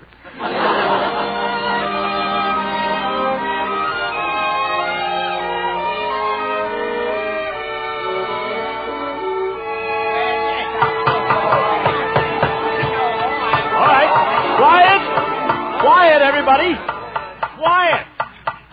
Will you please drop that hammer up on stage? Oop. A little close, too. Thank you. Now, this is the final dress rehearsal of our play, so let's get down to business, folks. First, we'll see if everybody is here. Gloria? Giggling Gloria. Pete? Here, boy. Doc Yancey? Firehouse 4. Indian. Oh, Indians. Okay, fellas. Yep. Mammy's little baby loves short mint, Boys. little baby loves short mint bread. That will do. Priscilla and John Alden. Theodora and Stanley. Those are out joyriding in Stanley's town and country. Well, who cares? We'll start without them. On stage, everybody. Where's my megaphone? All right, Raymond. Overture. Okay, cuz. Take it, men.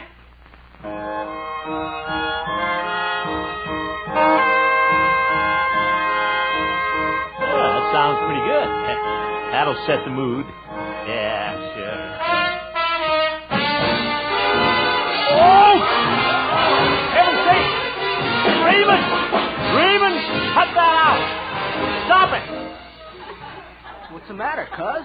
For your information, Raymond, the Pilgrims did not go in for Dixieland. Oh. And take that derby off that cornet. You got enough funny hats in this show now. Okay, cuz. Now we'll take the prologue. Pilgrim Maid, Gloria. Oh, me? Yeah, yes, you. Gee, I don't know if I can do this. Come on, Minnie, ha-ha. All right. I am just a pilgrim maid. That's right. Who came from across the sea. Good.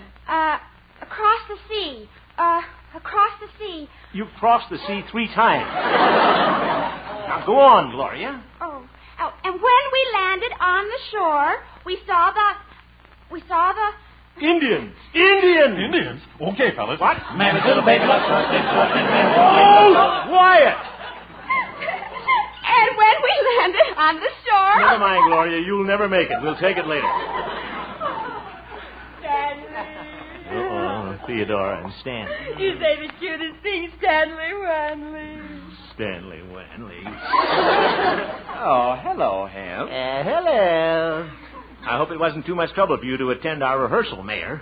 Why, Haroldy, Waroldy, I believe you're jealous. Jealous? I am not. That's ridiculous. Just thinking about the show, that's all. On stage, everybody, immediately. All right, Harold. Come on, Theo. Theo, eh? Certainly getting familiar. We're ready, Hamp. We're ready, Hamp. All right, Miss Theodora, Stanley, we'll take your scene from the very beginning. Oh, we know the beginning. Why don't we start where we sit on the sofa? On the sofa? Yes. You know, the part you rewrote.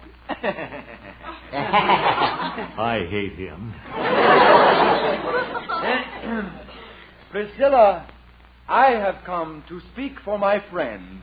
Why don't you speak for yourself, John? Me? John, you're so handsome. Handsome? I've seen better-looking skeletons than him. You're so strong, so masterful. Sneaky imitator. John, my darling. I can't stand this. John, why don't you kiss me? All right. Cut!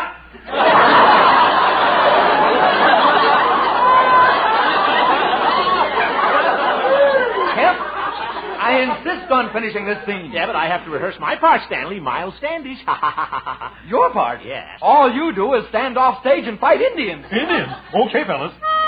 Mammy's little baby loves shortening, shortening. Quiet, you fools! Keep it up, fellas. I'll sing it with you. Mammy's little baby loves shortening, shortening. Mammy's little baby loves shortening bread. Good.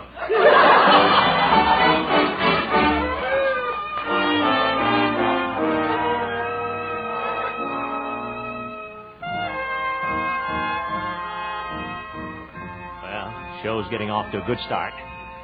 Overture's going fine. I'll just take another peek through this hole in the curtain now. Well, a lot of people out there. Well, Captain Miles Standish, the show must go on.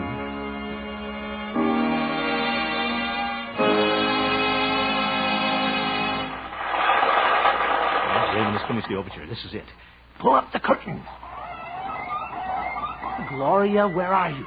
Here I am. Oh, well, go out on the stage. You're the prologue. I feel so silly. Stop that giggling, Gloria, and get out there. All right. Hope she doesn't fall in the footlights. Or do I? I'm a little pilgrim maid. Oh, hello, Raymond. Hello, Gloria. Gloria. Oh, Harold. Ye God, she's got the giggles again. Curtain!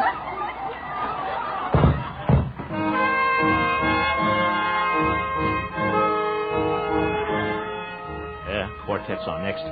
Where are those Indians? Hey, Firehouse 4. We're right here, Harold. Oop. Don't sneak up on me with those moccasins on. Now, don't forget, boys, you back me up on my solo first, then you do shortening bread. Okay. Curtain. Come on, boys. Follow me. Yeah. Thank you. Thank you. Glad you recognized me with this beard. I love you as I never loved before. Since first I met you on the village green. Come to me, or my dream of love is o'er. I love you as I loved you when you were sweet, when you were sweet, 16. I love you as I never loved before. I loved before. Since first I met you on the village green. The village green. Come to me, or my dream of love is o'er. I love you as I love you when you were sweet. Hey, what's that? Well, that's the fire bell, boys. Oh, my goodness, what a time for a fire to break out. Must be a short circuit at the beauty shop again. Follow me, men. Boys, Indians. Hey, we'll break down the doors with our tomahawks. Fellas! Curtain.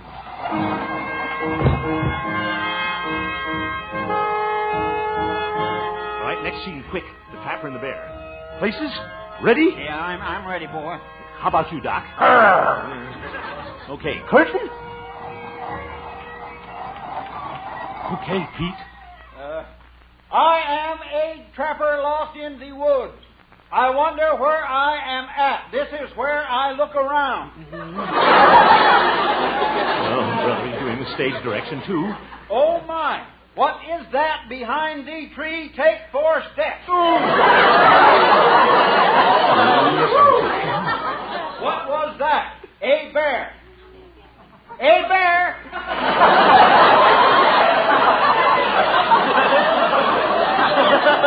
Go on, Doc. Go on, Doc. Growl. Oh, it's me. I'm supposed to say next? Get off the stage. Get off the stage! I can't think of a thing. Ain't I the dodo? Get off of there before you get the bird. Ye gods, will somebody say something? All right, Harold, I'll save the day. What? Jake Simpson was a coward. Oop. Afraid of people half his size. Oop. If a gun went off, he'd run a mile. Curtain!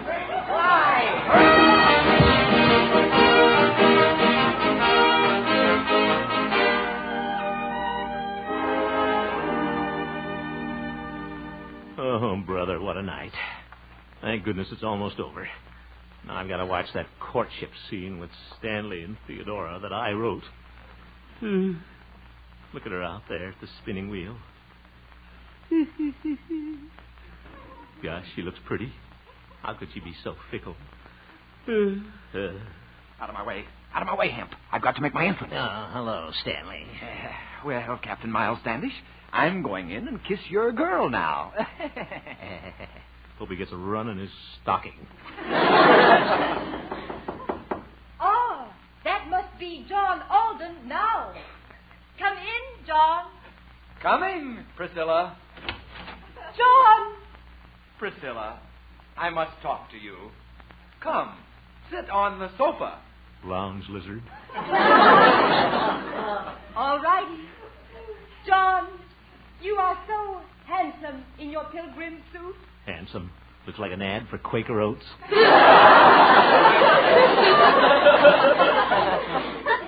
are so strong. Here comes the kissing scene.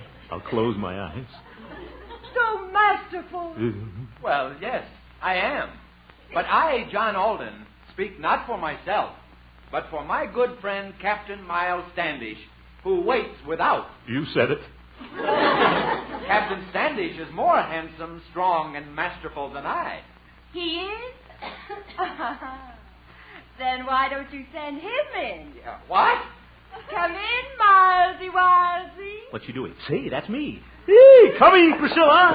Theodora, Priscilla. Kiss me, Miles Standish. You said it. Step aside, John, old boy. Just a minute, Hemp. Miles Standish never got the girl. You don't know your Longfellow. Well, you don't know this short fellow. Pucker up, Priscilla. You go out and fight Indians, John. Man's little baby looks short. Must have been a false alarm.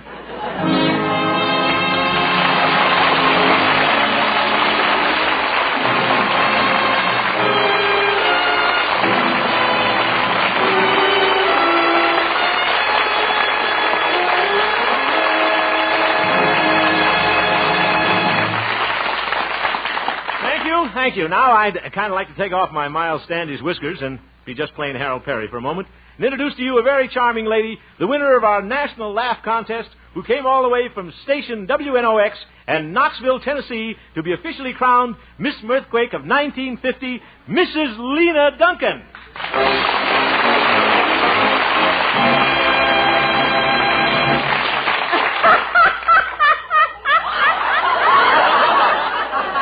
That's wonderful, but Mrs. Duncan, that was kind of a puny laugh. I don't think the folks in Knoxville heard that. Oh, I bet they heard that without benefit of radios. Been having a good time here in Hollywood. I've had a wonderful time.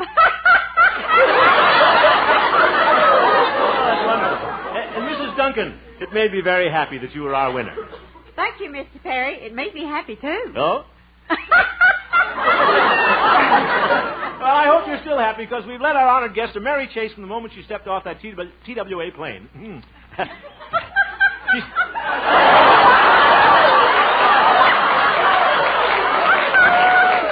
Yes, sir. She spent a week at the Hollywood Country Club Hotel. We showed her off at MGM Studios, took her to glamorous serials. She met Amos and Andy Evard and Jack Benny, was on television with our Mr. Jack Meakin, did a broadcast with George Fisher, went to Cyrano de Bergerac premiere and had breakfast with Jimmy Starr this morning, even paid the check. I'm just thinking about it, folks. Life in Knoxville is going to seem just a little humdrum after a week in Hollywood, isn't it? It'll be good to get home. It will? Your husband and son, eh? Well, I know that all the folks in Knoxville are mighty proud of you, Mrs. Duncan, and so are we. So at this time, I'd like to officially dub you Miss Mirthquake of 1950 and present you with your scepter.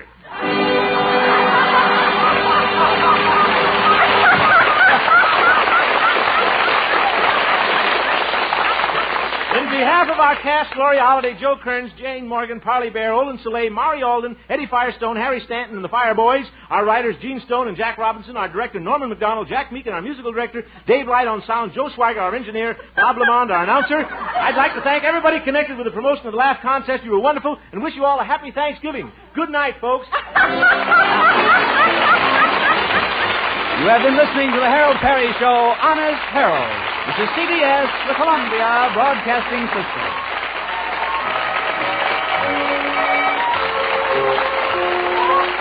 Good night, folks.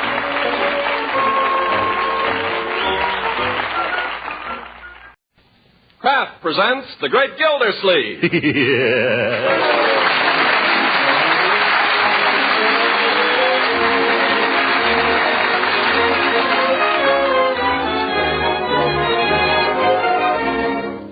The Kraft Cheese Company, who also bring you Bing Crosby every Thursday night, present each week at this time Harold Perry as The Great Gildersleeve, written by John Wheaton. We'll hear from The Great Gildersleeve in just a moment. You know, these days it's pretty difficult to get the variety of foods you used to get. That's why you should make the plentiful foods you can get as appetizing as possible. Now, one easy, economical way to make foods taste better is to use delicious Parquet margarine at the table and for cooking, too. First of all, of course, Parquet margarine is a perfectly delicious spread for bread or toast or rolls. And next, Parquet margarine is a tasty seasoning for potatoes and all hot vegetables.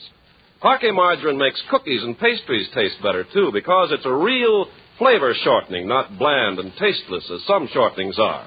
And lastly, you'll find Parquet adds tempting extra flavor to pan-fried foods. Yes, you can make everyday foods taste better when you use Parquet. Remember, too, it's a nourishing energy food that contains vitamin A.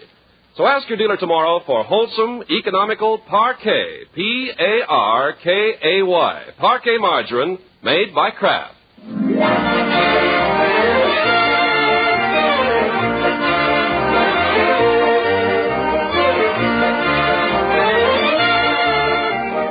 Well, let's get on to the Great Gildersleeve, who's been putting in a busy Saturday morning down at the Water Department trying to clear his desk of all the odds and ends that have piled up there. As we join him now, we find him almost down to the blotter and feeling pretty good about it. Action, yes, action. That's the keynote today, Miss Fitz. And you have accomplished a great deal this morning, Mr. Gildersleeve. Yes, sir. Never put off till tomorrow what you can do today. I try not to. Procrastination is the thief of time. There's a letter here. Time and tide wait for no man. This woman wrote in 2 weeks ago. For want of a nail, the shoe was lost, Miss Fitch. Action, that's the thing, action. Mr. Gildersleeve, are you going to answer this woman's letter? What does she want? Action. Sure. Well, let's see the letter. She says she wrote in 2 weeks ago and never got an answer. Oh, yes, I remember this. Take an answer. Very well. Dear Madam, in reply to your recent letter regarding a kneel in your bathtub, we wish to thank you for calling this to our attention. After a thorough investigation of the matter, we wish to report that it would have been impossible for the said eel to have gained access to your tub through the faucet. As all our water is carefully filtered, and furthermore, standard plumbing fixtures are too small to accommodate an eel of the dimensions you describe. We can only suggest that the creature either crawled up the drain, in which event your attorney should get in touch with the Department of Public Works, not us. Or possibly it was placed in your tub by an enemy. While it's out of our department, we'd suggest that a stopper kept in the tub at all times should prove an effective precaution against eels in the future. Failing which, we'd advise a closer check on your friends. Very truly yours, Throckmorton P. Gildersleeve, Water Commissioner. You got that? Yes, Mr. Gildersleeve. That ought to hold her. What's next? Well, I don't know whether you want to do anything about this. Let's have it. Action, Miss Fitch. Let's clear the decks here. Very well. This is no time for bottlenecks. No. You'll notice that in every photograph of Donald Nelson, there's not a single paper on Donald Nelson's desk. That's the only way to be an executive. Do it now. Strike while the iron is hot. Come. What have you got there? A 6-month reminder from your dentist. Well, suppose you put that in the deferred file. That's where it came from. You're a hard woman, Miss Fitch. All right, call up the dentist and make an appointment for Monday. Good. For Leroy. Come on, let's get on here. Time's a-wasting. Have you got the application for my B gas ration? Yes, it's right here. Oh, I must remember to get that in this afternoon. It's all filled out. All you have to do is sign it. I better check it over. Let's see here. It says, occupational use of the vehicle. If vehicle is used for driving between home and fixed place of work in the principal occupation as stated in items 4 and 6 above, answer all questions in Part A below.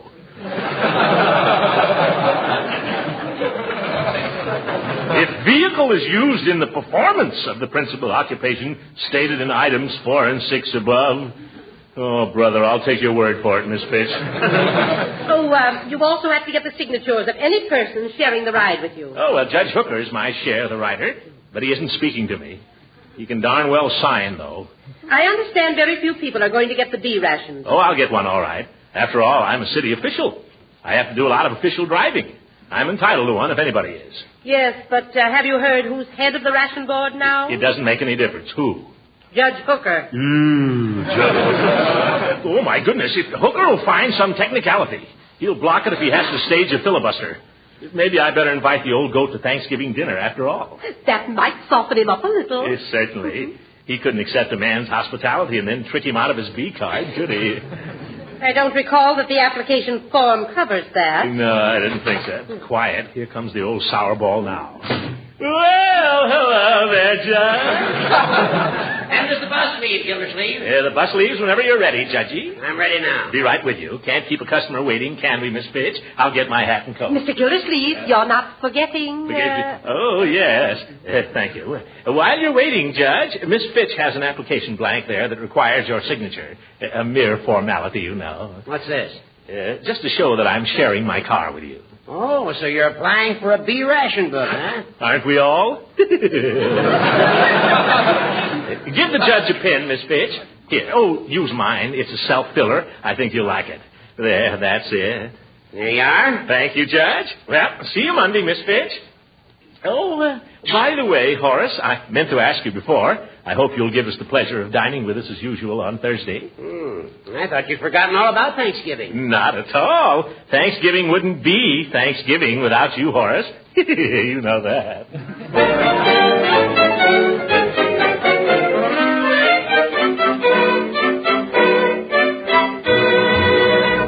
Stand still, Leroy, now while I fit this. I feel like a sissy in this fool outfit. This is the kind of clothes the Pilgrims wore, and they were no sissies. Yeah, but they didn't have to wear them in front of a whole auditorium full of people.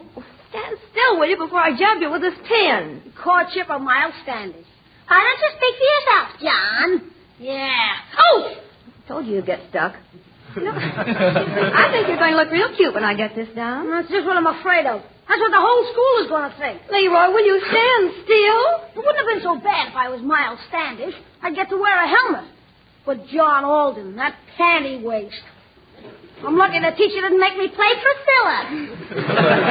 I don't see why you feel that way. John Alden is a hero. Remember, it's John Alden who gets the girl. Yeah, Ethel Hammerschlag, he can have her.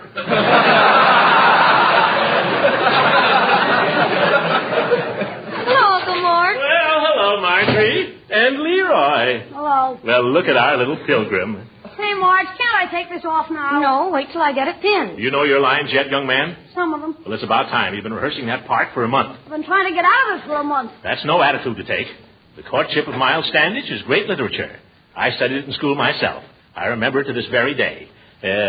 This is the forest primeval, the murmuring pines and the hills. That's Evangeline, Uncle Mort. Well, that's good, too. Let's hear you recite that speech you were having trouble with last night, Leroy. No, I don't want to. Come on now, I want to see if you've learned it. Some other time, Unc. No, right now. I'd like to hear it. We both would. Wouldn't we, Marjorie? We'd love to. No, I won't do it. Not if she's going to listen. Young man, you'll recite that speech or you'll go right upstairs to your room. Okay. We're waiting. Let's see. Pretty Mistress Priscilla turned out a deaf ear to the suit of one who, though absent Yet loves thee with a noble and undying passion. Go back and try it again. Do I have to? Yes. If you don't keep at it, you'll never learn the part. If I don't learn the part, maybe we won't have to do it. You'll do it or I'll know the reason why. Come on now, once more. Pretty Mistress Priscilla. I can't say it. You're not trying. Pretty Mistress Priscilla. Now you got me doing it. Oh, Bertie, I want to talk to you. Leroy, you go up to your room and practice. John, old Miles Standish, anyway. Quiet, you. Bertie, I've invited Judge Hooker to Thanksgiving dinner. So that'll mean one more. That'll mean 5 more. What? Yes, I hope you don't mind, Uncle Mort. I invited 4 of the boys from Camp Fuller. Oh, well, fine. The more the merrier. Thanksgiving isn't Thanksgiving unless there are plenty around to enjoy the turkey. Speaking of turkey, Mr. Gildersleeve. Yes, Bertie? You wouldn't want to buy a chance on one, would you? I don't suppose. What do you mean, Bertie? Well, the ladies at my church is holding a turkey raffle. Again? All right, I'll buy a chance. How much are they? 25 cents. That's for one. One chance. There you are. There's a quarter. Thank you. Most everybody around here has bought one from me. All the neighbors. Well, you're doing fine. Of course. You used to buy 2 chances. It stands to reason you'd have twice as good a chance as they have. No getting around that, Bertie. All right, I'll take 2. Mr. Gildersleeve, you're making no mistake. Turkey's awful expensive this year. Yes, I know, Bertie. 48 cents a pound at day one grocery. Oh, brother. Yeah. So if you used to buy 3 chances, you'd still be ahead. Sold, Bertie. Make it 3. Yes, sir. Let's see now. How many is it going to be for dinner? Well, there's Marjorie and Leroy and Judge Hooker and Mrs. Ransom and the 4 soldiers. And you, Bertie, that makes 9. And you, that makes 12. Oh, yeah, that's me. That's going to take a big turkey. Well, maybe we should order one right away and ask him to hold it for us. Well, let's wait and see how this raffle comes out first, Marjorie. We don't want to be stuck with 2 turkeys, you know. Of course, they've sold quite a lot of chances on it, and you've only got 3. Bertie, if you can guarantee I'll get the turkey, I'll take 5 chances. Well, I can't promise nothing, but my cousin's doing the drawing. I'll take 5. Well, that'll be $1.25. That's right. Well, here's another $1. That's quite a lot of money. Yes, it is. $1.25 will buy a lot of things. Don't I know it? You wouldn't like to take a couple more chances just to protect your investment. You get out of here, Bertie, before you ruin me. I got to get down to the ration board.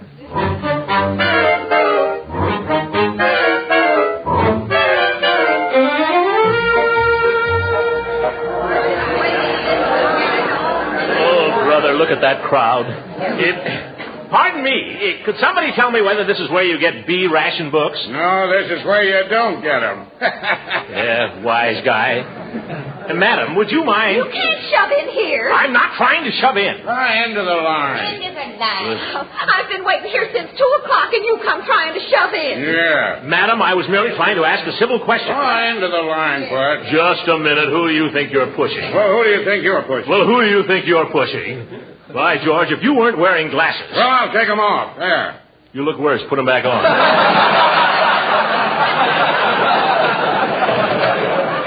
What's the fuss here? What's the fuss? He tried to shove in ahead of me. I did not. He did, too, and he squeezed my hand. Oh! Now, look here, my good woman. We'll have to ask for order here, my friend. Why don't you just take your place in the line? I'm trying to find out whether this is the right line. I've come for my B-Ration book. Oh, you've come for it, huh? Yes. I have my application right here. You and 100 million others. What? Young man, evidently you don't know who I am. I happen to be Throckmorton P. Gildersleeve, and I have to do a lot of driving. Where to? Well, out to the reservoir. The reservoir? What for? See if there's anything in it. Yeah? Listen, brother, if we gave a ration book to everybody who wants to drive out to the reservoir for a little necking in the moonlight... I don't do any necking in the moonlight. Oh, you like it in the dark? Yeah, no! And I didn't come here to be insulted by underlings. End of the line, Bud. Yes, end of the line. Oh, shut up! Oh, Judge, I want you to tell this young whippersnapper here where he gets off. Well, now, Gildy. He has the nerve to tell me I'm not entitled to a B-Ration book. Well, he may be right, Gildy. You're only sharing the ride with one person. You can't throw those technicalities at me, Hooker. You're the share, my rider. You signed this application yourself. I know that, Gildy. As a share of the rider, I'd be delighted to see you get your ration book. But as a ration official, I couldn't possibly pass this application. My conscience wouldn't allow it. All right, Judge. As a ration official, you needn't bother to come to Thanksgiving dinner. And as a share of the rider, from now on, you can walk. End of the line. Oh, you can have your old line.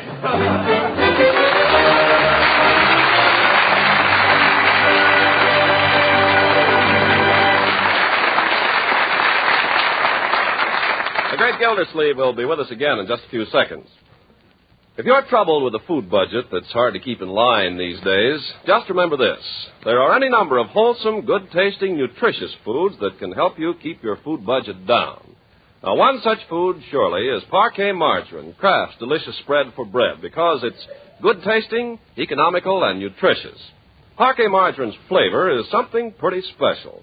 Thousands know it as the margarine that tastes so deliciously good. And just as important, Parquet margarine is an economical source of food elements that your family needs. Yes, wholesome, nourishing Parquet margarine is one of the best energy foods you can serve. And year-round, every pound of Parquet contains 9,000 units of important vitamin A. Yes, it's wise to economize with Parquet margarine. It's delicious, nutritious, and thrifty. So buy Parquet margarine tomorrow. Just ask your food dealer for Parquet, P-A-R-K-A-Y. Parquet, the margarine that's made by Kraft.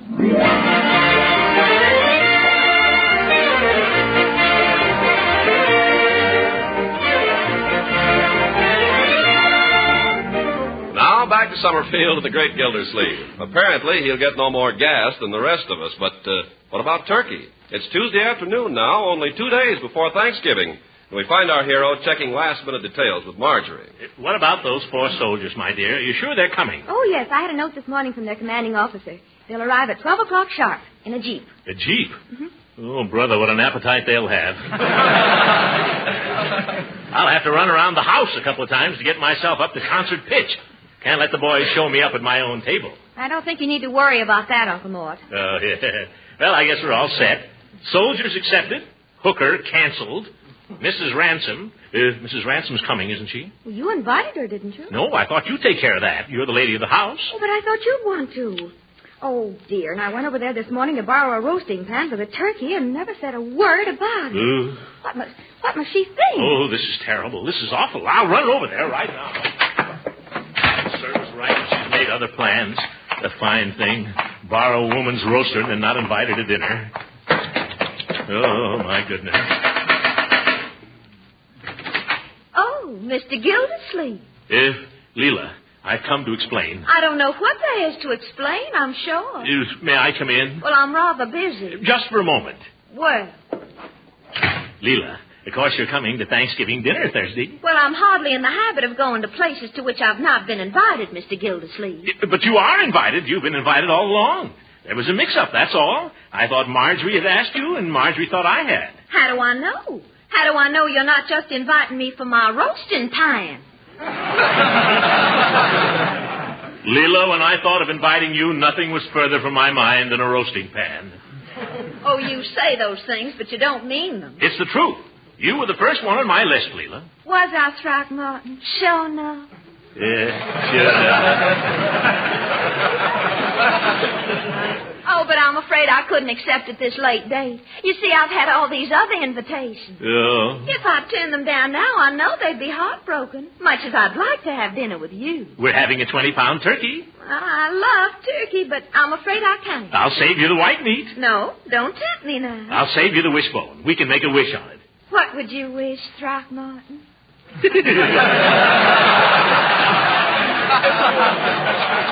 I'm not supposed to tell you. Well, I don't know that I could trust you with a wishbone. And anyway, I've promised these other people. But you've got to come, Leela. Marjorie and Leroy will be terribly disappointed if you don't. So will I. So will Bertie.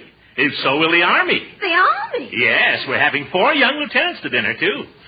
Throckmorton, why in the world didn't you say so? You mean you'll come? Will I? You're too good to me, Leela.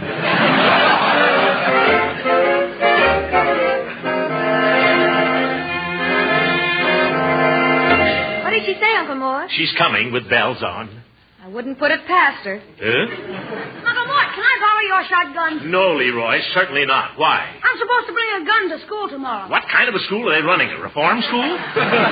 No, Miles Standish has got to have a blunderbuss. A blunderbuss. Here's your pilgrim suit, Leroy. I pressed the collar, so don't mess it up. Oh, put it on, Leroy, and show Uncle Mort how nice it looks, not finished. Oh, no. Go ahead. You look real nice in it. I look like a sissy in it. You look better than you do in that Mickey Mouse sweatshirt you wear all the time. Yeah, and cleaner, too.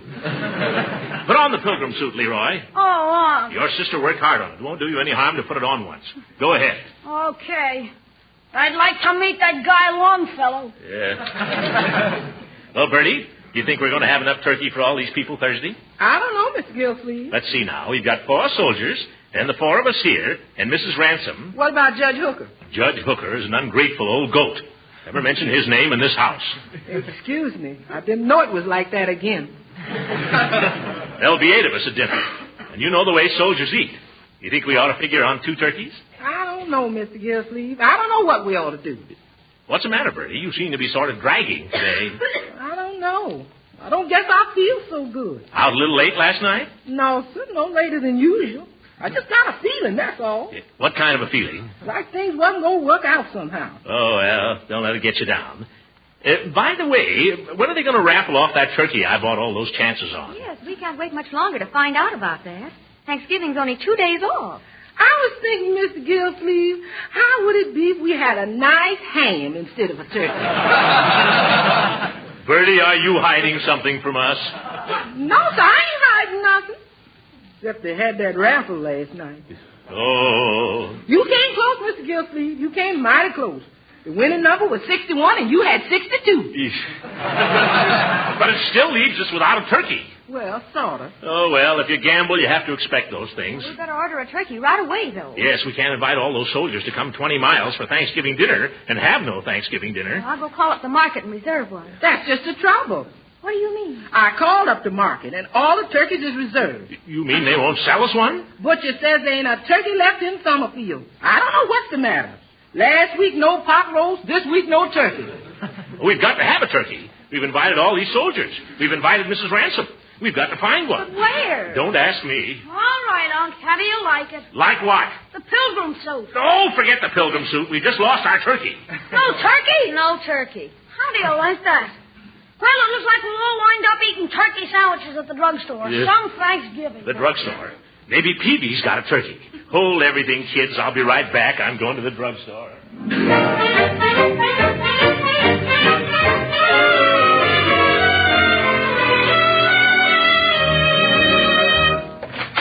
Hello, Mr. Gildersleeve. Hello, Peavy. Peavy, you've got to help me out. Well, I'm always glad to do customer service. Good. Have you got a turkey? What was that again? Have you got a turkey? A turkey? Well, now, I've had people come in here and ask for some strange things, but this is the first time I've ever had a request for a turkey. It is, but never mind that. Have you got one? No, Mr. Gildersleeve. Turkeys are one thing that I don't carry. I'm sorry. Have you tried the meat market? Of course I've tried the meat market. Why do you think I came in here? I wondered. Now, just a minute, Peavy. You serve turkey sandwiches at your soda fountain, don't you? Yes, we do serve a turkey sandwich. You can't make a turkey sandwich without a turkey, can you? Well, no, I wouldn't say that.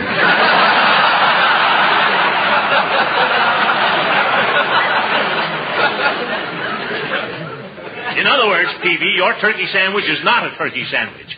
Well, turkey sandwich has become a sort of a trade expression, although we serve it with genuine cranberry jelly on the side.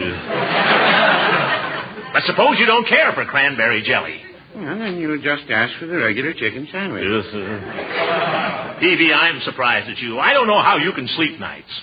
Well, I did used to have a little trouble, but I just take a cup of hot cocoa before going to bed now, and I find that sets me right. So does Mrs. Peavy. Well, this isn't finding a turkey. I got to get going. Goodbye. Goodbye, Mr. Gildersleeve. Have a nice Thanksgiving. Same to you. Don't drink too much cocoa, and don't let Mrs. Peavy.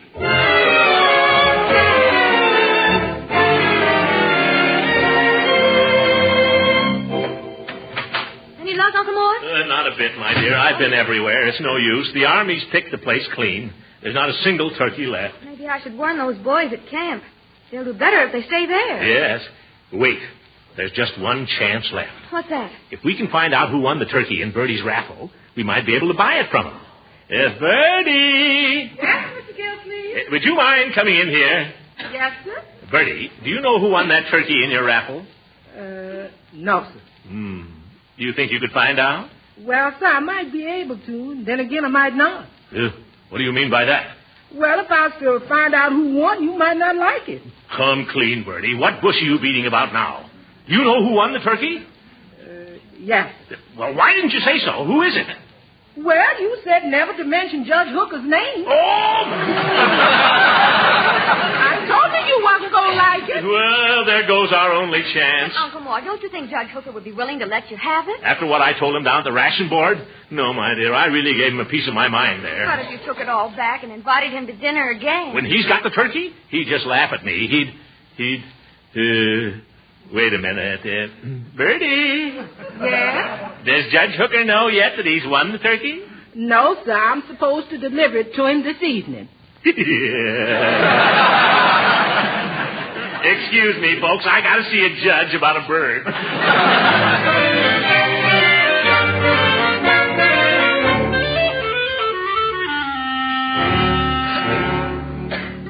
Horace, I've come to ask your forgiveness. You come to the wrong place, Gildersleeve. That's a cruel attitude, Judge, but I don't blame you for taking it. You behave like a boor, Gildersleeve. You're right, a big boor.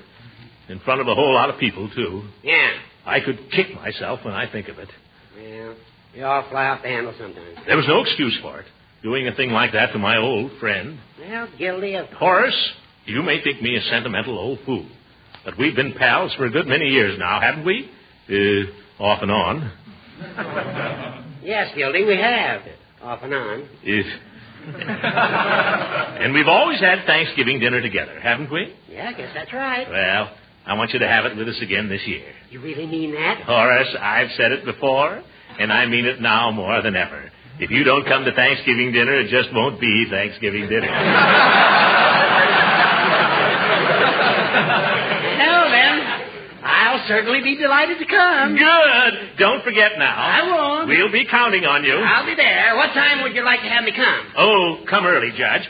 Come about 9 o'clock in the morning. 9 o'clock? Yeah. And when you come, would you mind bringing that turkey you won in the raffle, Judge?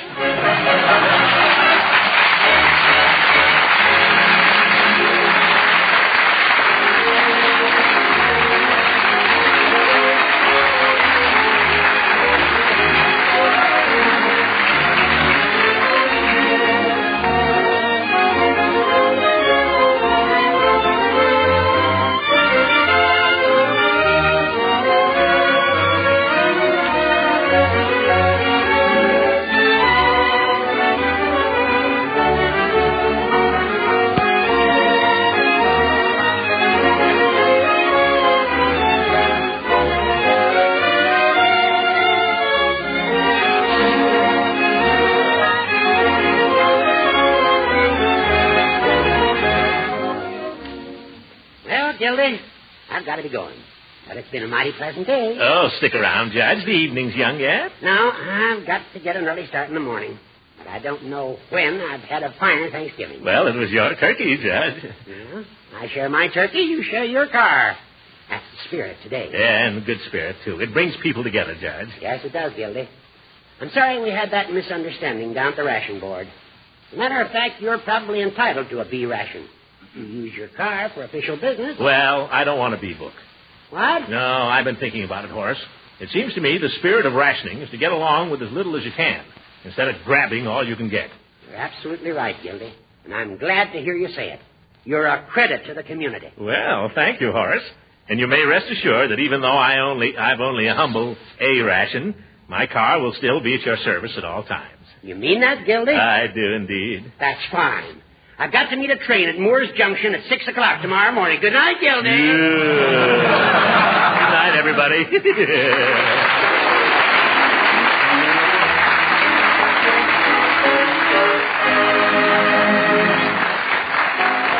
music heard on this program was composed and conducted by Billy Mills. This is Ken Carpenter speaking for the Kraft Cheese Company and inviting you to tune in again next week for the further adventures of the Great Gildersleeve.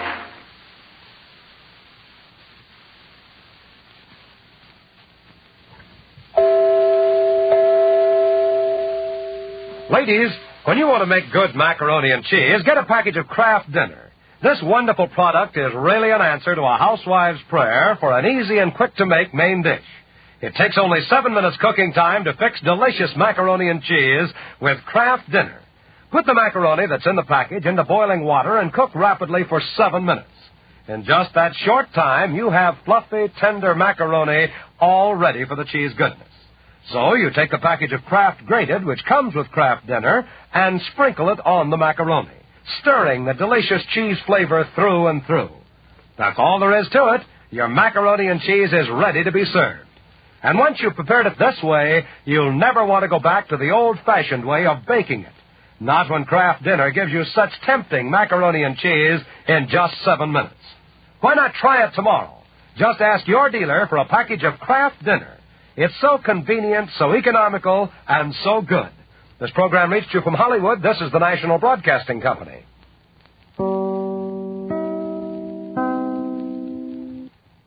The Kraft Foods Company presents Harold Perry as the Great Gildersleeve.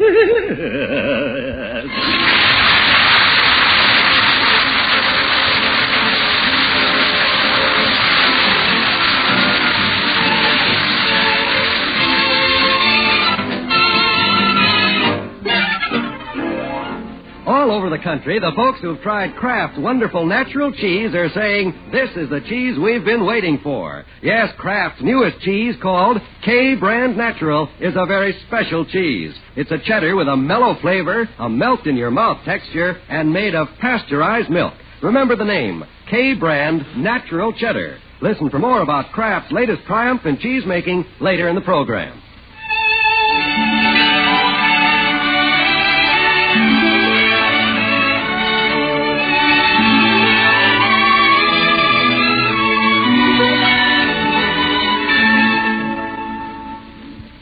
The Great Gildersleeve is one of those tradition-loving Americans who believes Thanksgiving should be spent at home with his family. Yes, sir, and a big fat turkey.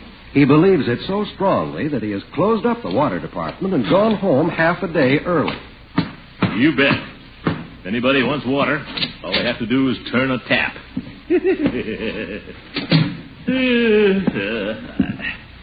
Well, hello, Marjorie. Lovely day, isn't it? Looks like Indian summer's come back. Marjorie, I spoke to you. Oh, sorry, Uncle Mort. Hello. Ah, yes. Weather like this that makes you want to be up and doing. Good day for football, hunting, or sitting by the fire. Guess I'll sit by the fire. What are your plans, my dear? Unky, I'm trying to write a letter. Huh? Marshall Bullard. Dream boy. Unky, you looked. I thought you'd forgotten about young Bullard. He's home from school for the holidays. And why write him a letter? He lives right across the street. You can yell to him. Oh, Marshall, you dream boy. Marshall and I are not speaking. Oh? Well, Mr. Bullard and I aren't speaking either, but I don't write him mushy letters. Where's Leroy? Out in the backyard playing. He is? Why don't I hear him? Count your blessings. He's been tearing through the house all day with Craig. Another Bullard. We're surrounded. I wonder what they're up to. Awfully quiet around here.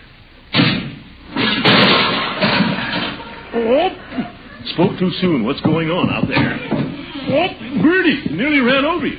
That's all right, Mr. Gildersleeve. Don't mind me. I'm used to being run over around here. Huh? What's this? Especially when there ain't no school. Kids all over the place. Cans all over the place, too, Bertie. What happened? I just made it to the door on a dead run before everything slipped. Now just look at all them groceries. Have the boys been up to something, Bertie? I ain't saying nothing. I ain't no stool pigeon. I ain't no convoy truck either. Convoy truck? Just because I'm carrying a load of groceries, I ain't no convoy truck. Bomb Bertie! I ain't no convoy truck. I'll attend to them, Bertie. Have they been up on that roof again? I ain't saying nothing. Except someday one of these bombs is going to go off like Biccanini, and you won't have no more Bertie. Darn kid. Sorry, Bertie. I'll go right out there. I ain't saying nothing, but I ain't no convoy truck. No boys know how to play anymore. Wonder what they're up to. Hiding back of the garage. Come on, Craig. Grab hold of it. Okay. We got to point it right over the garage where the moon comes up. Huh? Oh, hi, Unc. You want something, Unc? Leroy, what's this I hear about you and Craig bombing Bertie? Only playing, Unc. Yeah, only playing. Well, that's no way to play. She had the Thanksgiving turkey in those groceries. What are you doing now? Isn't that an old coal chute? Yeah, for launching rockets. Rockets? We're just playing, Unc. Like in a comic book. Shut up, Craig. Craig? Why do you have that exhaust pipe tied around you? Leroy's going to send me to the moon. What? Does your mother know about this, Craig? Nah, she wouldn't let me go. Yeah. We're just playing, Unc. We fill the exhaust pipe with carbide, pour some water down the top. Leroy, you boys are playing with fire. No, we're not. Carbide just bubbles and smells. Now, see here. There'll be no playing with carbide and exhaust pipes. Why can't you kids play some nice, safe game? Like what? That's any fun. Well, if you have to build something instead of trying to be like Buck Rogers, yeah, why don't you build a nice raft like Tom Sawyer? Who's Tom Sawyer? Who's Tom Sawyer? He and his pal, Huckleberry Finn, knew how to play, that's all. Like real American boys, instead of trying to blow each other up. A raft? Hey, not bad, Unc. Will you help us build this with these planks? Build it? Well, Tom Sawyer and Huck Finn did those things themselves, Leroy. That was the real fun of it. I get it. But we can't drag those big planks down to the creek. We're just kids. Creek? Why don't you just pretend the driveway is the creek? The driveway? Sure, why not? I'll buy you the book, my boy. It'll tell you how to build the raft and to have fun doing it. I want to be a rocket. You'll have more fun building a raft, Craig. Leroy said I could be a rocket. I'll go home, you little crybaby. I'll get Piggy. No, Leroy. I was a rocket until you came. I hate you. Oh, you little rocket. Don't you go kicking my uncle in the shin.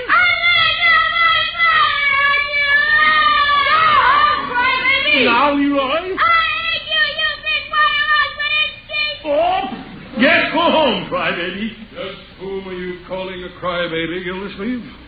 Did I call some? Hello, Mr. Bullard. Didn't see you. What are you up to, Gildersleeve? What's this all about? Craig started the fight. He kicked Unc on the shins. He did? Let's see. Never mind. And then he called Unc a big waterlogged Budinsky. Craig did that?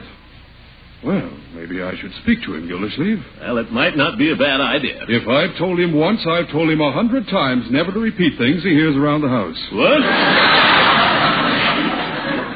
Now, Gildersleeve, what was Craig crying about? Well, Bullard, I was only trying to teach the boys to play safe and sane games. Forget bombs and rockets and get back to the good old days of Tom Sawyer. Tom Sawyer. Now, there was a real boy, Tom Sawyer. A great inspiration for boys. Yes, indeed. As a matter of fact, I was just about to take the boys down and buy them the book. You were?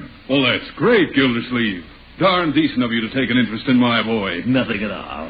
I'm afraid I misunderstood you, Gildersleeve. I apologize. Well, that's all right, Mr. Bullard. And believe me, from now on, I'll never worry about Craig when he's playing with Leroy and you. With me? Well, I was just going to get him the book. But you don't have to worry, Mr. Bullard. I'll keep an eye on the boys.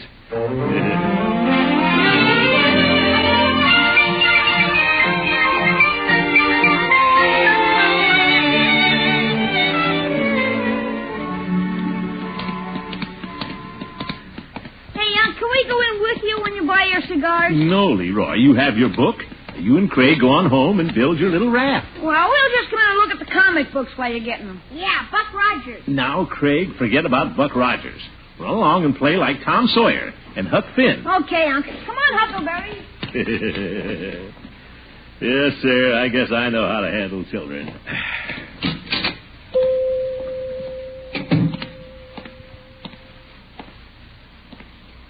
Hello, Peavy. Customer. Oh, well, hello, Mr. Gildersleeve. Guess I got engrossed in what I was reading and didn't hear you come in. That's all right, Peavy. I know how it is to get interested in a book. I just bought one. Tom Sawyer. Oh, excellent book, Tom Sawyer. I think you'll enjoy it. It's for Leroy, Peavy. Well, it's an excellent book for Leroy, then. Yes. I didn't think you'd have it, so I picked it up at the bookstore. Well, I have it at home. I was just reading about whitewashing the fence again the other evening. Young Sawyer was quite a boy. But nowadays our big call is for these pocket mysteries. Pocket mysteries? What good are they, Peavy? Well, they fit the pocket. Just look at your shelves, Peavy. Nothing but mysteries and comic books. I'll bet this is where Leroy gets all of his wild ideas. Well, no, I wouldn't say that. Well, it is. There ought to be a law against them. Well, I don't know, Mr. Gildersleeve. These comic books are quite progressive at times. Had the atomic bomb before the Russians. And their rockets and spaceships are way ahead of ours. Bombs, rockets, and spaceships. Peavy, hereafter I forbid you to sell any of those books to Leroy. Yeah, just as you say, Mr. Gildersleeve. Although he hasn't been buying any. But if you don't want him to come in, sprawl on the floor and read them from cover to cover, I'll tell him. Well, he won't be doing it anymore, Peavy. I'm selecting his reading material now. Better have about 6 cigars, enough to tide me over tomorrow. Oh, I meant to tell you, Mr. Gildersleeve, we'll be open tomorrow afternoon if you should care for something. Open on Thanksgiving Day, Peavy? Well, along toward evening, we usually have quite a brisk run on bicarbonate. Oh, well, too bad you can't spend the day at home with Mrs. Peavy. Well, every business has its drawbacks and compensations, I guess. 6 cigars, that'll be 42 cents. 42, yes, there you are. Now you can get back to your book. What are you reading, Peavy? Me? Let me see. Peavy, not Amazing Comics. Not you.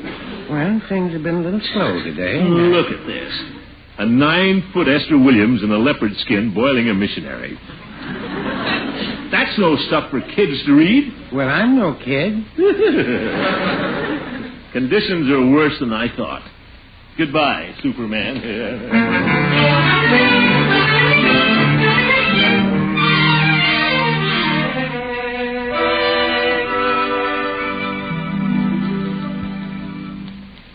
So there the boys were, Floyd, playing with a homemade rocket. Do you know what I did? You blew up? No, I didn't. I marched Leroy right downtown and bought him a book. No kidding? I bought one for Lovey once. Hold still now, I'm going around your ear. You can do anything you want with the right ear. Just hold the left one still. There. And you know what book I got him? No, what'd you get him? Tom Sawyer. Kid's book? Of course it's a kid's book. Didn't you ever read Tom Sawyer, Floyd? Didn't you have any fun? Don't worry. Little Floydie Munson had fun. Well, every boy should read Tom Sawyer. I guess it was never assigned to me. Some of my teachers was pretty dumb. Tom Sawyer could have fun right in his own yard, whitewashing a fence or building a raft. That's the way I want Leroy to play. Like Tom Sawyer. Hello, Floyd. Greetings of the festive season. Hiya, Judge. Have a chair. How soon will you be ready to work on a real head of hair? Oh, hello, Gildy. Hello, Judge. And don't go gobbling like a Thanksgiving turkey. You're just sticking your neck out. Take off your collar and tie, Judge. I'm just about through. Thank you, Floyd. Where you been all day, Gildy? I tried to call you at the office twice and nobody answered.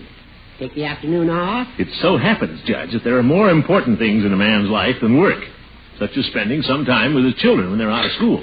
He bought Leroy a book, Tom Sawyer. Well, that's nice. Fine book, Gildy. I just hope a boy with Leroy's imagination doesn't try to put any of the stunts into practice. I nearly killed myself 3 times trying to do what Tom Sawyer did. What's this, Hooker? Painting a fence don't sound so dangerous to me. He got others to paint the fences, Floyd, while he went out and stole rafts. What do you mean, stole rafts, Hooker? He built the raft. He stole it, Gildy. Look it up. He and Huck Finn and Joe Harper stole it at night. Well, they knew how to have fun anyway, like real American boys. Yeah, you call running away from home fun. Who ran away from home? They did, when they became pirates. You remember? Pirates? You didn't tell me about them, Commish. Hey, Leroy'd make a good one.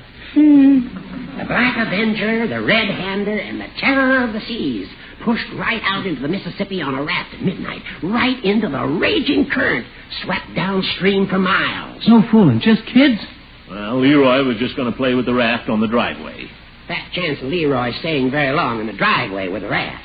Well, then what happened, Judge? Storm came up, they all got soaked to their skins. Wonder they didn't catch pneumonia. Pneumonia, little Leroy. A mighty dangerous escapade. I bet they got a lacing when they got home, Judge. I would have. Well, no, they didn't. Everybody thought that they were dead. You tell a jolly story, Judge. Well, that's the way it happened, Gildy. Read the book. You nearly through there, Floyd? Yep. You ready for the shave? Forget the shave. Let me out of here.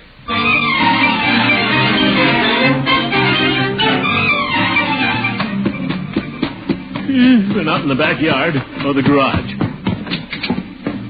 Bertie! Bertie, have you seen Leroy and Craig? Leroy and Craig, aren't they out in the backyard? No, Bertie, I just looked.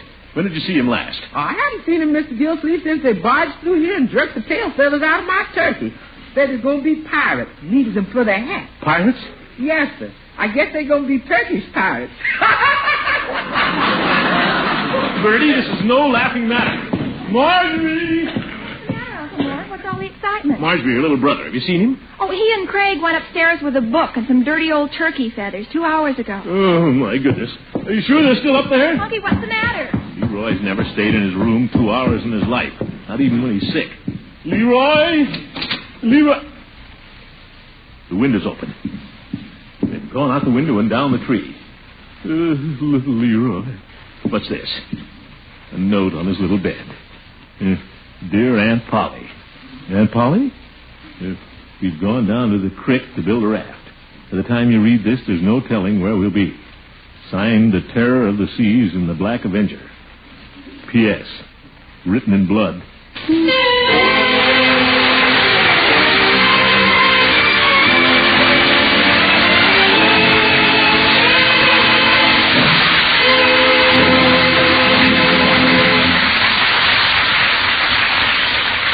The Great Gildersleeve will continue the search in just a minute. For all you folks who like a natural cheese, especially a rich flavored mellow cheddar, here's news to make your mouth water in anticipation. Now, Kraft, those masters of fine cheese making, give you a natural cheddar with a uniformly delicious flavor and texture, and made from pasteurized milk. It's called K-Brand Natural. That's K-A-Y, K-Brand. I don't understand. You say this is a natural cheese, and yet it's made of pasteurized milk? That's right. Every drop of milk is carefully pasteurized. K-Brand sounds wonderful. What does it look like? In your dealer's refrigerator case, you'll see a big 10-pound bar and a sparkling transparent wrapper marked K-Brand Natural all down the top and sides. And that wrapper is mighty important. You see, K-Brand is sealed right in that wrapper before it goes to the curing room. And it ages to a mellow goodness right in the same spick-and-span wrapper. You mean it has no cheesecloth or paraffin coating? K-Brand has no rind at all. Curing natural cheese in a sealed wrapper is another Kraft triumph. Then every bit of K-Brand is usable. Every bit. And every bit is downright delicious, too, in sandwiches, with pie, for snacks. Next time you shop, have your dealer cut a big portion for you. Remember the name K-Brand, the natural cheddar made of pasteurized milk.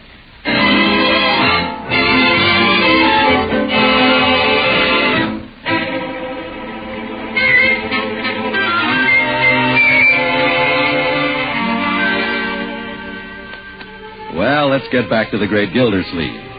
In the manner of Tom Sawyer, Leroy and his little friend Craig Bullard have disappeared in the direction of the raging creek with planks to build a raft. A hasty reconnoiter has revealed no trace of them. And now, rising to the emergency, the worried man has summoned his friends to the search. I've got to find Leroy. And poor little Craig. Oh, what'll his father say? Where's that Floyd? He should have been here 20 minutes ago. And Hooker. Can't even get in touch with the old goat. Marjorie! Here are your hip boots, Uncle Mort. Why do you have holes cut in the toes? Well, they're always getting filled with water. The creek isn't hip deep, is it? Pretty high this time of the year, my dear. No telling what's happened to the boys. Marjorie, do you think I should call the police? Well, I'd wait a little while, Unky. Leroy always shows up in time for dinner. Marjorie, when Leroy disappears and leaves a note addressed to Aunt Polly, and it's written in blood, we've got to be prepared for the worst. But Aunt Polly was Tom Sawyer's aunt in the book, and they were always writing notes in blood. They were? Ye gods, Marjorie, what have I done to the boy? Any news yet, Miss Gildersleeve? He's bleeding, Bertie. Who's bleeding? Little Leroy. Well, he must have cut his finger going in my jam jar then. The strawberry jam smeared all over the house. What's that? Let me taste that note. It is strawberry. You see, Unky? Well, he's missing anyway, and I'll find him if I have to call out the whole town. When are you going to tell Mr. Bullard? But, Marjorie, Mr. Bullard's quite an excitable man. And I'll get it. Hi, Commish. Hello, Marjorie. Come on in, Floyd. We're ready to go. I closed up shop the minute you called, Commissioner. Left Dr. Needham in the chair with half a haircut. He'll have to preach his sermon sideways tomorrow. This is an emergency, Floyd. Yeah, I stopped by for my gun. May get the sights between me and a duck. Got my dog out on the running board, too. Floyd, this is not a duck hunt. 2 little boys are lost. Well, he's good at picking up a scent. Rat terrier. Well, bring him along, then. Sure, he's got a good nose. Every year when the mother-in-law comes to visit, he starts whining a week before she gets here. Let's go without a hooker, Floyd. Let's get down to the creek. I still think Leroy will come home. I refuse to worry. Maybe that's him on the porch now. Leroy? Leroy? Oh, hello, Judge. Well, Gildy, I have great news for you. You have? Come in. Yes, after I heard you say that Leroy had become engrossed in the adventures of Tom Sawyer, Oh, good afternoon, Marjorie. Hello, Judge. Go on, Hooker. Where is he? Where's who? Oh, hello, Floyd. Hi, Judge. Ye gods, Judge, where is Leroy? Leroy? How should I know? But you just said you had great news. I do. As I started to say, when I learned that Leroy was so interested in Tom Sawyer, I went out and found him another great Mark Twain book. Life on the Mississippi. But, Judge, he's lost on the creek now. What? All afternoon, Judge. He and little Craig Bullard. Well, I doubt if they're in any real trouble, but it'll soon be dark. We're going right down to look for him. Good. Where's Mr. Bullard? You've told him, haven't you? Mr. Bullard? Well, I thought we'd find the boys first, Judge, and then tell him. Well, let's do something before my dog loses interest and goes home. Obviously, the first thing to do is to tell the boy's father. He'll be as concerned about Craig as you are about Leroy. Gildy? How about you telling him, Horace? Floyd and I'll wait in the car with the dog. You're my lawyer. Now, Gildy, don't be a baby. Floyd and I'll go along with you, if you like. But you have to tell him. All right. I'll tell him. Sure, Commish. And I'll keep the motor running, too.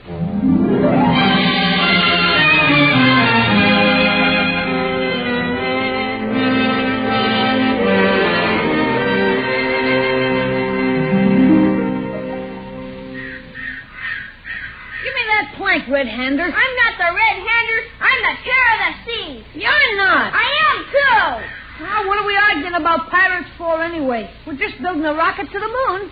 Yeah. Who wants to build a dopey raft like Tom Sawyer? Well, Craig, someday you'll learn you gotta humor your parents. Hand me the exhaust pipe, Buck Rogers. Okay, Flash. Hey, what's that noise? What noise? Probably some cows coming down to the creek. That's no cow. That's your uncle. Yeah, and your father. Hey, what are they doing down here? If they're looking for us, let's call them. Lay down behind the bushes and be quiet. If they ever find us building a rocket again, we'll really catch heck. But I want to go home. Didn't see any trace on them, eh, Mr. Bullard? Nothing from the farmhouse to the bridge, Gildersleeve. I covered the other side. Not a sign. The raft would still be floating, wouldn't it? Of course. We'd better sit down here and wait for the others. Maybe I'd better go meet Floyd and the judge. No, Gildersleeve. You might miss them. We said we'd all meet here. Besides, you've worn yourself out. Sit down and rest.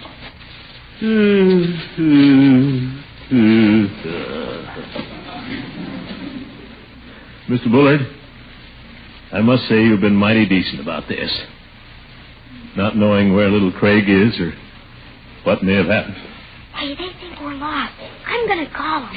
We better wait for a chance and sneak home. If this turns out to be their idea of a prank, we ought to teach them a lesson they'll remember. You see? Keep quiet. Do you really suppose they've run away? Oh, they'll show up all right, Gildersleeve. Don't worry. Oh, sure.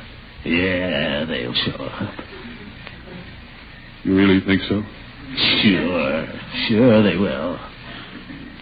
Don't worry. Well, I'm not worrying. Don't you worry. No, I'm not worrying. By George, Mr. Bullard, you're all right. I've always liked you. Get him. You're not a bad sort yourself, Gildersleeve. A regular guy. Mr. Bullard, why don't you come over for Thanksgiving dinner? Well, why don't you come over to my house? Larger house. No, you come over to my house. Bigger turkey. Well, if you insist, Gildersleeve. You bet. We'll have roast turkey, cranberries, and pumpkin pie, and all the trimmings. What's the matter, Gildersleeve? I couldn't eat a bite. Not unless little Leroy is there. Oh, for corn's sake, why don't they go home so we can go home? It's getting dark, Gildersleeve. Yeah. Awfully chilly, too. Leroy will need his little Mackinaw. Well? Bullard. Yes? Well, we better wait for Floyd and the judge. I'm getting cold, Leroy. Let's surrender. Just can't understand why Leroy would do this thing. He wasn't a bad boy. Best-hearted kid in the whole world. Well, Craig never went looking for trouble. Sweetest little fella you ever saw. Leroy was sweet, too. Oh, brother.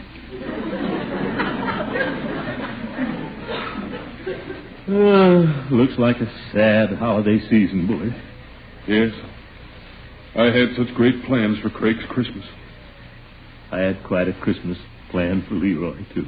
Come on, Leroy. Shut up. They're talking about Christmas. I was going down to Hogan Brothers tomorrow and buy Craig a power saw outfit. Oh, boy, a power saw. I was going to buy Leroy a saw. Can I use your powered one, Craig? And I already ordered a chemistry set. I was going to order one, too. Jeepers, you hear that, Craig? I'm going to get a chemistry set, too. Yes, it was going to be quite a Christmas. I was getting Craig a new bicycle. So was I, for Leroy. I was even thinking of buying little Craig a Shetland pony. I was definitely going to get Leroy a pony. Palomino. What a Christmas. Only Leroy could be here to enjoy it. Huh, is he kidding? Hey, don't be there. Here I am. Leroy! Craig, come here, my boy. Leroy, where have you been? We've been here all the time, Unc. We're safe. You're safe. Wonderful. That's wonderful. That little Leroy. Yeah, don't squeeze me so hard. Just so glad to see you, my boy. Sure sounds like we're going to have a big Christmas, huh? Leroy, how much did you hear?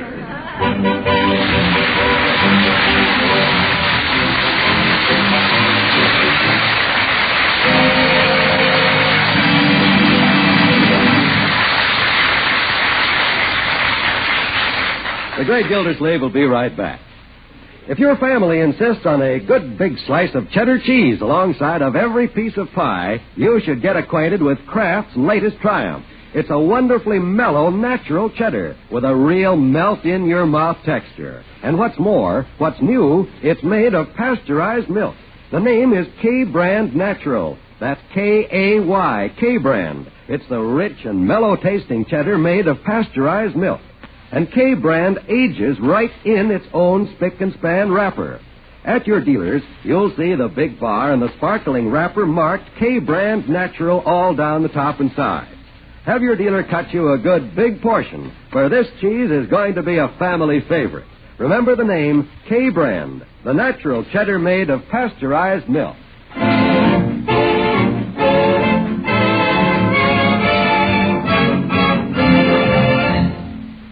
You're pretty sore, Honk. Maybe I won't get all of those things for Christmas. Well, we'll see, Leroy. You may get all of them at that. You mean it? A saw, a chemistry set, bicycle, and a pony? That's pretty expensive. Well, expense may not be an object this year, my boy. I've been checking up on how much money this fellow Mark Twain made. Yeah? And I think I'll write a book about you. It'll sell twice as many copies as that piker Tom Sawyer. Good night, my boy. Good night, folks.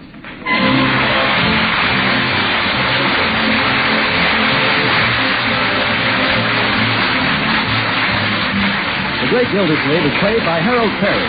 It was written by John Elliott and Andy White with music by Jack Meakin. Included in the cast are Walter Tetley, Louise Erickson, Lillian Randolph, Earl Ross, and Richard LeGrand. This is John Wald saying goodnight for the Kraft Foods Company, makers of the famous line of Kraft quality food products. Tomorrow night, Dorothy Lamour will be Al Jolson's guest on the Kraft Music Hall, heard over most of these NBC stations. Don't miss it. I won't. Remember, tomorrow night, for exact time, see your local paper. And be sure to listen in next Wednesday and every Wednesday for the further adventures of the Great Gildersleeve.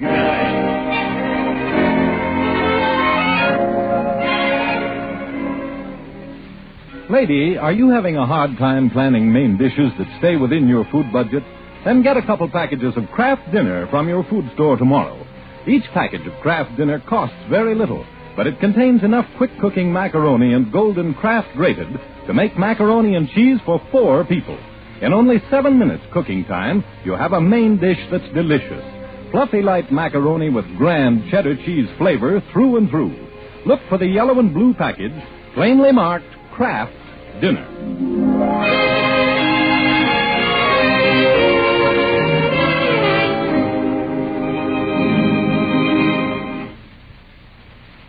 This is NBC, the national broadcasting company.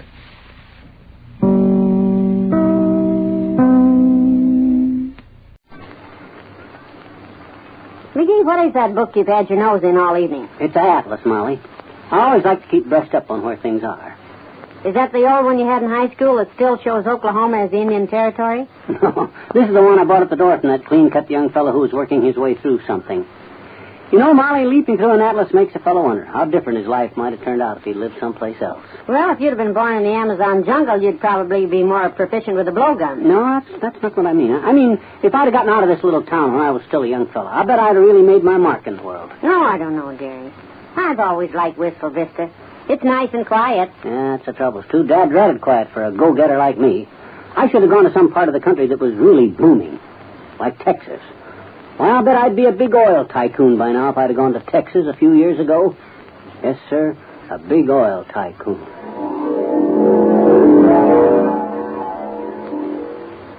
Well, what happened at the office today, Tex? Anything of importance? No, not much. Fella's trying to sell me the state of Nebraska, but I don't know. Already got South Dakota.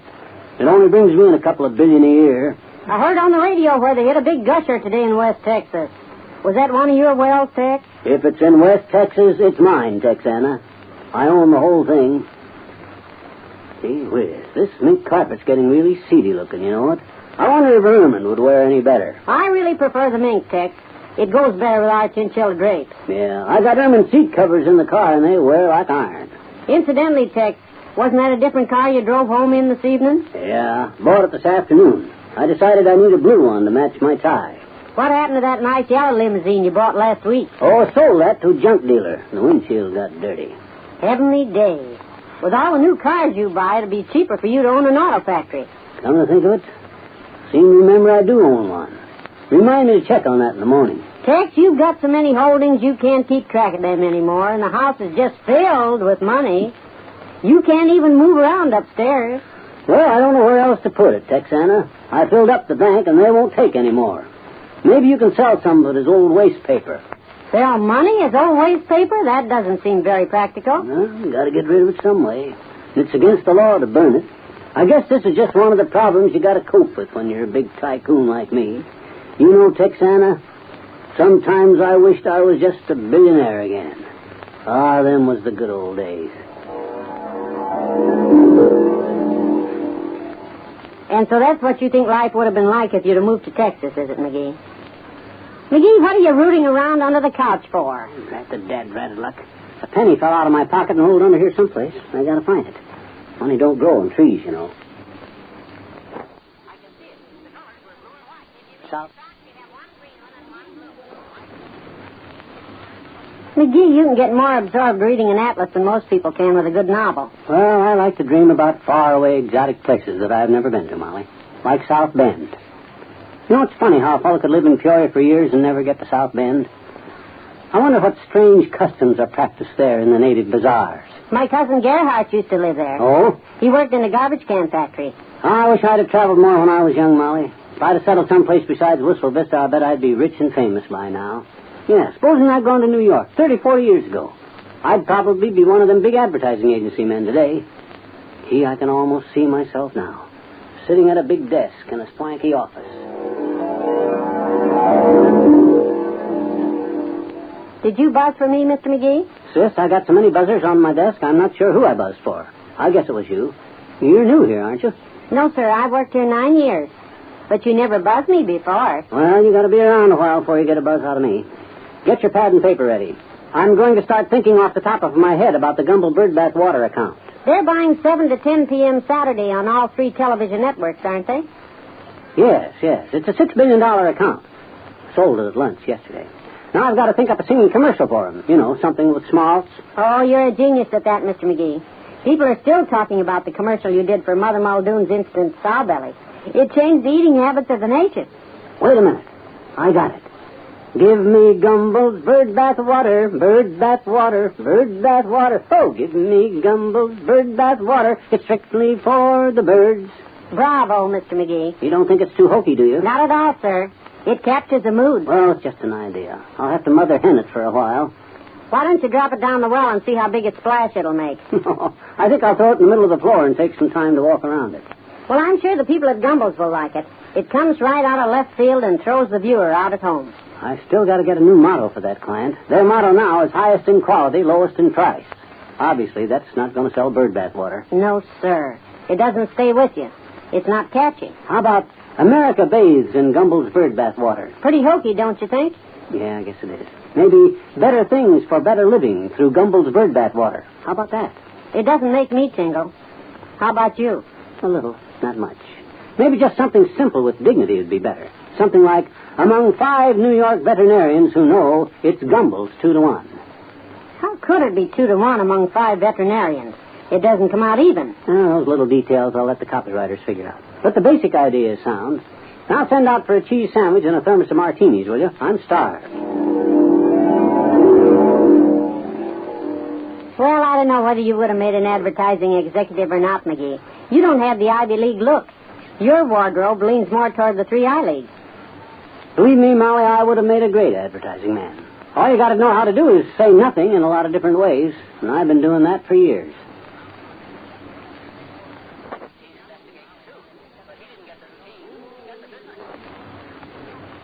You know, Molly, leaping through an atlas like this sure makes a fellow stop and wonder. There are just thousands and thousands of towns in the world. My life sure would have been different if I'd settled down someplace besides Wistful Vista. I don't think we could have been happier anyplace, McGee. Oh, I suppose not, but with my talent, I sure could have been a lot more successful in my day. Just imagine the didos I could have did if I'd have gone to Hollywood a few years back, for instance. Well, I bet I'd be a big movie producer by now. I'd have cut quite a figure, too, in my beret and camel's hair coat. I can almost see me now. Quiet on the set, everyone. Quiet on the set. Mr. McGee is here. Drat it is quiet on the set, except for you. Now, we're shooting a big scene here with our new child star. Where's the kid, anyway? Hi, mister. Oh, there you are, little girl. I didn't hear you come sneaking through the scaffolding of our snappy sound stage. Well, I said I didn't hear you come in. Now, as you know, sis, we're making a musical comedy out of the 3 Bears here. I suppose you've looked over the script. I sure have, I betcha. What do you think of it? I don't know, mister. I can't read.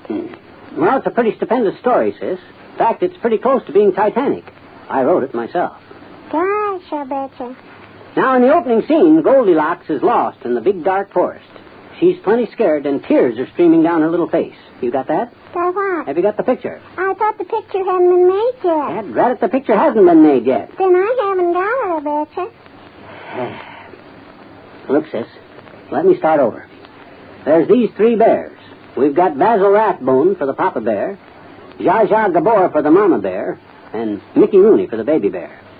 Plus, of course, a star-studded cast of thousands. Gee. I thought you'd be impressed. Now, these 3 bears have been out in the forest, and they come sashaying home and find that somebody's ate their porridge. Who do you suppose did it, sis? I guess the butler did it. The butler always does it, I betcha. No, the butler didn't do it. Goldilocks did it. Did what? Ate the porridge. Hmm? Ate the porridge. Goldilocks did it. Sure. Well, at least you got that part of it down, Pat. But how can I shoot the scene if you haven't learned the script? What kind of a movie star are you, anyhow? I'm not a movie star at all, I betcha. I'm the studio janitor's little girl.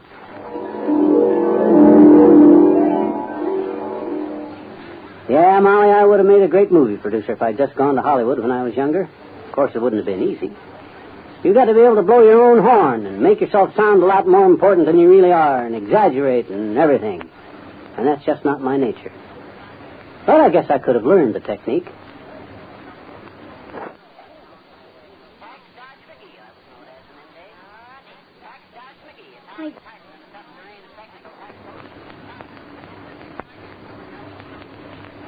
Heavenly days, McGee. You've had your nose buried in that atlas all evening. How could a bunch of maps be that interesting? Well, I just look at one of these maps and then let myself go on flights of fancy, Molly. I just can't help thinking how different my life would have been if I'd lived in the North Woods or along the New England coast or some such place like that there. Yeah. I suppose that where you live does have a lot to do with the kind of life you lead. I figure an athletic outdoors man like me never should have settled in Whistle Vista anyhow. Wyoming. That's where I should have gone. I'd have made the greatest Western marshal since Wilmont Earp. I can see me now, bronzed and sitting tall in the saddle.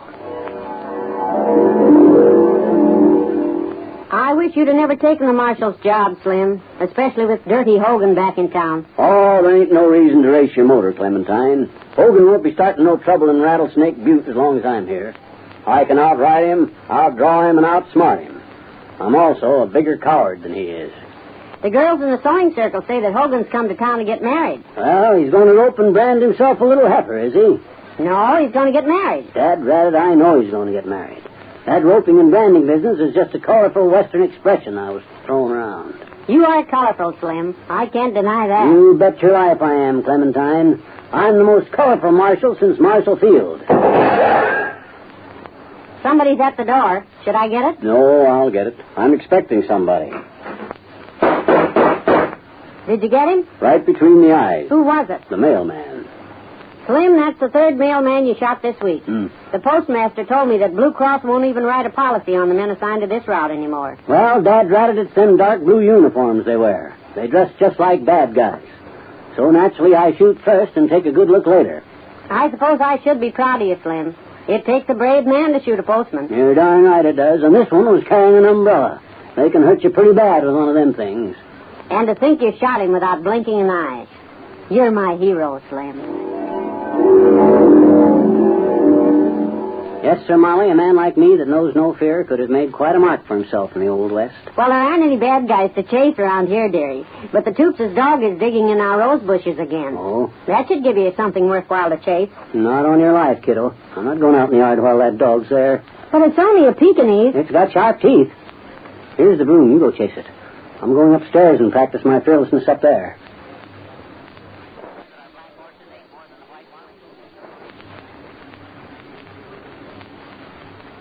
You know, Molly, leaping through an atlas like this sure brings back a lot of old memories.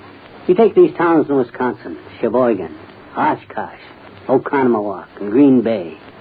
You know, me and my old pal Fred Nittany from Starved Rock, Illinois, we went all them places together way back in 1920, not 21. In Vaudeville? No, we went in Fred's Upmobile. It was a big touring car, and we had all our luggage strapped on the back. We hit Prairie du Chien up here, and then Wausau and Eau Claire. You know, Molly, I often wonder what my life would have been like if I'd have settled down in one of them towns instead of coming to Whistle Vista. Oh, I don't know. I think people are pretty much the same wherever you go, dearie. No, I disagree, Molly. I had an offer in 1916 to go to Chicago and take a job. And believe me, things would have been a lot different if I'd have done it. I suppose so. Yep. The Windy City would have been a lot more windy with you there, for one thing. Well, I was thinking about the gangsters they had up there during Prohibition. I might well have made millions as the Lord of the Chicago Underworld. Gee, I can see me now, in my pearl gray Homburg and my camel's hair coat.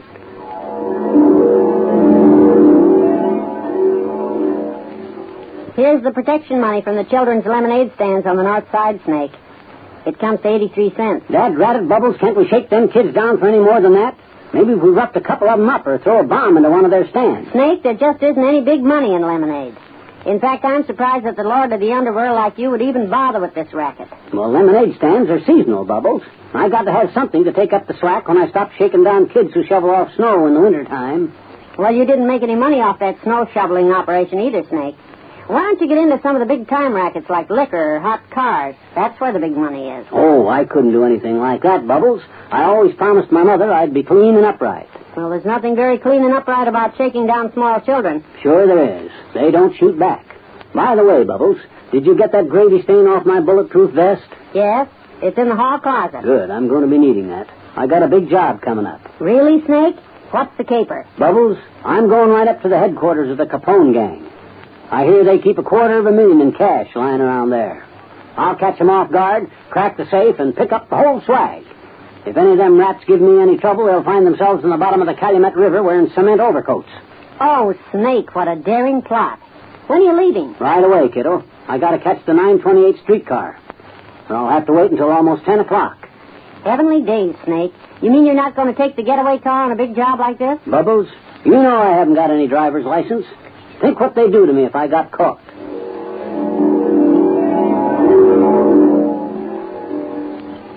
Well, I don't know, McGee. I somehow think you're too kind-hearted to be a gangster. Yeah, maybe you're right, Molly. Besides, now that I think of it, most of those big-time mobsters either got shot or went to jail. And either of those things puts quite a blemish on your record as a community leader.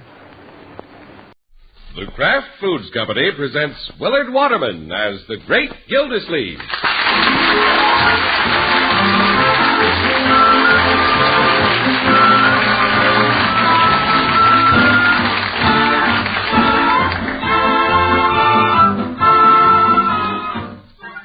The Great Gildersleeve is brought to you, partially transcribed, by the Kraft Foods Company. Kraft, you know, makes Philadelphia brand cream cheese. The cream cheese that's been famous for quality since 1880. Delicious, creamy white Philadelphia brand is so popular, it outsells all other brands of cream cheese combined. Enjoy it often. Just be sure you get genuine Philadelphia brand when you buy. Look for the red Kraft K on the silvery package. Remember, there's only one Philadelphia brand cream cheese, and it's made by Kraft and guaranteed fresh.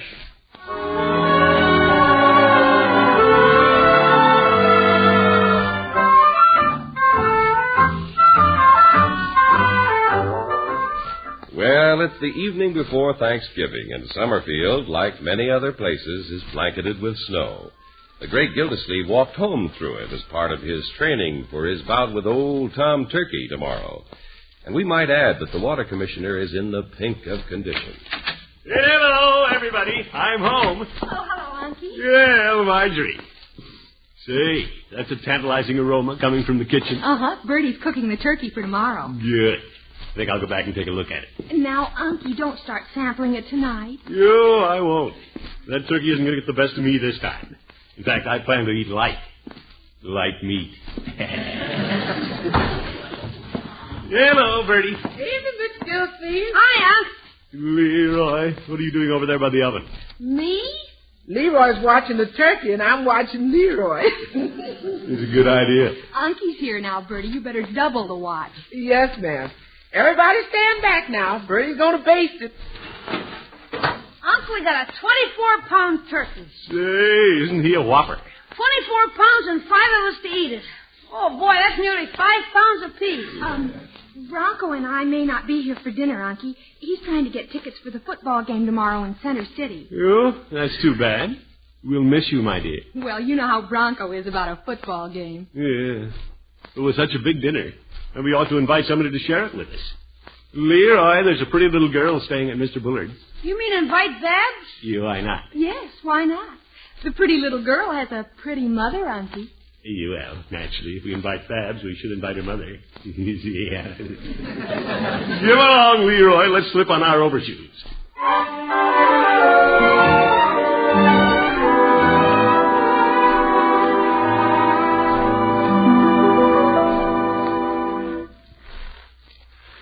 Gee, it's keen having snow on Thanksgiving, Unc. Yeah, makes things pretty cozy.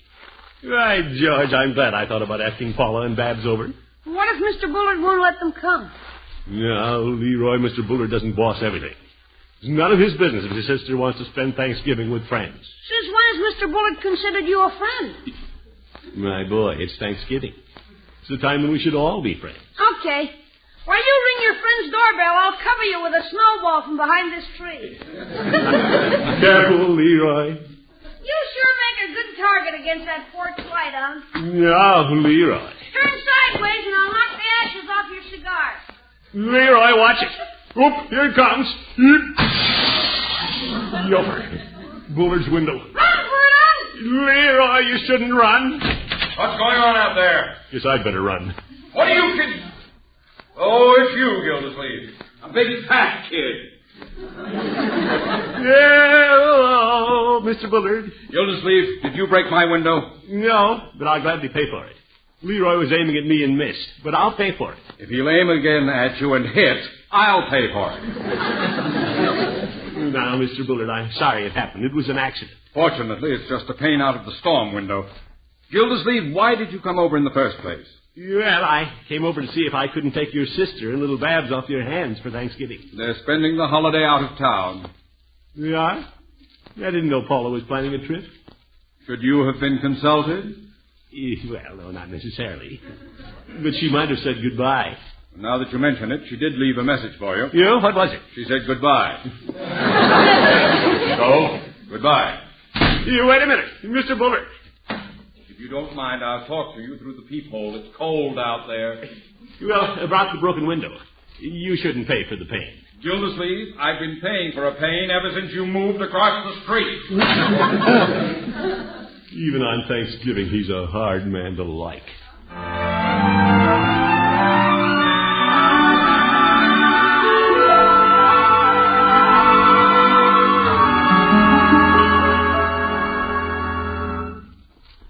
Unc, you mean I really don't have to pay for breaking his window? No, Leroy. You could take it out of my allowance. Say, a nickel a week?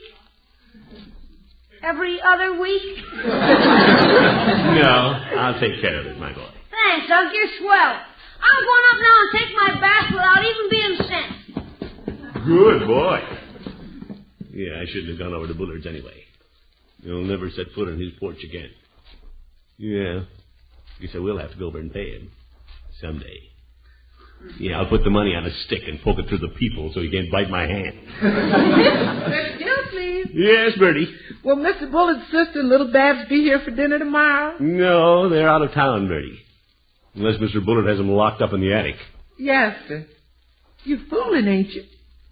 Yes, I guess so. Bertie already put their names in the pot. Too bad they can't be here. If Miss Marjorie and Mr. Bronco go to that football game, we're going to have more dinner than we know what to do with. Well, Leroy and I will do our best by it. Oh, I'm counting on you and Leroy to eat double. But we're loaded. Of course, a lot of people ain't going to have a big Thanksgiving. Well, true, Bertie.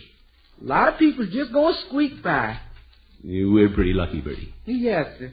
I've been thinking about that while I was basting that big turkey, Mr. Gildersleeve. Yes, Bertie? You remember the little boy that wandered in here from the children's home last Halloween? Oh, Mike Smith. That's right. The little lost ghost. Cute kid. Say, I wonder what kind of Thanksgiving dinner he's going to have. Oh, you have a good dinner, but he may not have as much as we've got. Bertie, after church in the morning, why don't I drive over and pick up little Mike? Yes, sir. Now we're lining up a real Thanksgiving. Yeah, come to think of it, Thanksgiving is no good if you don't share it. That's what the Indians did. On the first Thanksgiving, they had a lot of food, and they shared it with the Pilgrims. Well, the Indians have nothing on the water, Commissioner. The little Pilgrim will be the guest of Big Chief Running Water. Yes, sir. I'll get it. Good evening, Judge. Evening, Bertie. Well, Judge, come in. Hello, Gildy. I didn't want to be late for Thanksgiving dinner, so I thought I'd come and spend the night. Well, we'd love to have you, Horace. But you told me you had an engagement. As a matter of fact, I have. So I dropped by to bring a little sweetmeat for your festive board tomorrow. Oh? Here you are, Bertie. Thank you, Judge. What's in this jar? It's cranberry relish that I prepare myself. You make cranberry relish, Judge? Yes, indeed. I didn't know you so handy around the kitchen. Well, Bertie, I spend most of my idle hours on culinary experiments. I'm writing a cookbook. Yofer. I think it's nice the judge is so handy in the kitchen. Thank you, Bertie. Yes, sir. The judge is a handy man. He spends his working hours with the law book and his idle hours with the cookbook. That's about it, Bertie. Yes, sir, Mr. Gildersleeve. That's why the judge can come up with cranberry relish. He spends his working hours with the law book and his idle hours with the cookbook. Yeah, I know, Bertie. Mr. Gildersleeve, you know why the judge can come up with cranberry relish? Yes, Bertie. That's right. He spends his working hours with the law book and his idle hours with the cookbook.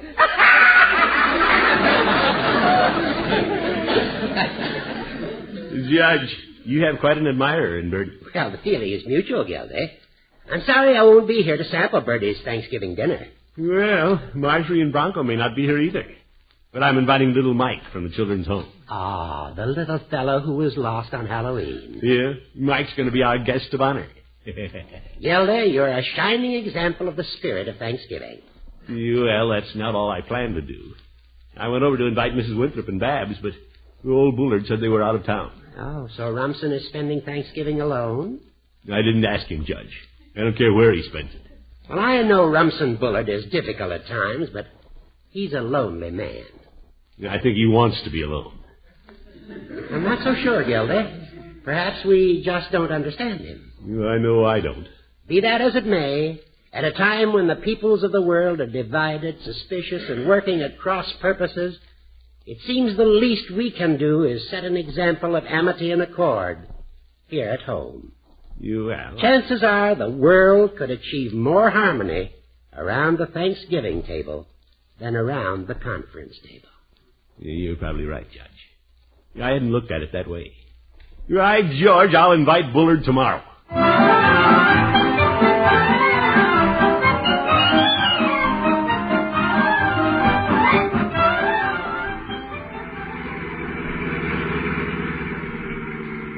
Well, it's nice of you to join us for dinner today, Mike. It's nice of you to invite me, Mr. Gildersleeve. You will have a lot of fun. Yeah, I didn't think to ask Mrs. Foster when I should bring you home. Just take me back when I'm good and full. Yeah, there's plenty to eat, all right. Bertie has a turkey almost as big as you are. I don't know if I can eat that much. Well, I'll help you. You ought to be a big help. I wonder how he meant that. A lot of us kids are going out for dinner today. You're good. Boy, I like Thanksgiving. How many times a year does it come? Well, only once, Mike. But Christmas will be here soon. Yeah, that's when Santa Claus comes. Yeah, I'll bet you get a lot of presents. Yeah, Bobby's even getting a mother and father for Christmas. You? Who's Bobby? He's my friend. Yeah, I see. Well, here we are. Remember this house? This is where you found me when I got lost. That's right. I sure was dopey to get lost. Well, if you had to get lost, we're glad you picked our house. Thank you. Oh, before we go in, Mike, let's go across the street and ask someone else to dinner. Okay. I'm going to invite the man who lives in this big house. He's all alone today. But that big house, why is he all alone? Well, Mike, you know how it is. Do I? Well, this man's a little difficult to understand. It seems he hasn't many friends. Why? Well, sometimes he isn't as nice to people as he could be. But we're going to be nice to him. You see, I feel sorry for Mr. Bullard. Is that his name? Yes, that's his name. Oh, it's you, Gildersleeve. Good morning, Mr. Bullard. Happy Thanksgiving. Thank you. Mr. Bullard, I'd like you to meet a little friend of mine, Mike Smith. Well, how do you do, young man? Hello, Mr. Bullard. Little Mike's from the children's home. He's having dinner with us. Yeah, turkey. Oh, splendid. I hope you enjoy your dinner, Mike. Mr. Bullard? Yes? I'd like you to join us, if you will. Me?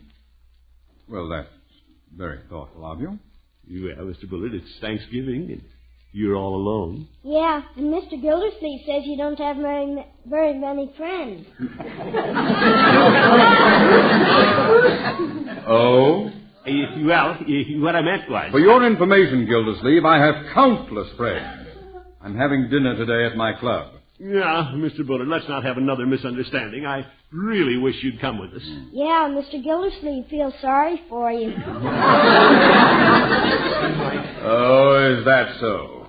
Gildersleeve, I don't want anybody feeling sorry for me. You enjoy your dinner, I'll enjoy mine. Good day. Mike, what are you going to do with a fellow like that? Mrs. Foster would send him to bed without any dinner. That's not a bad idea.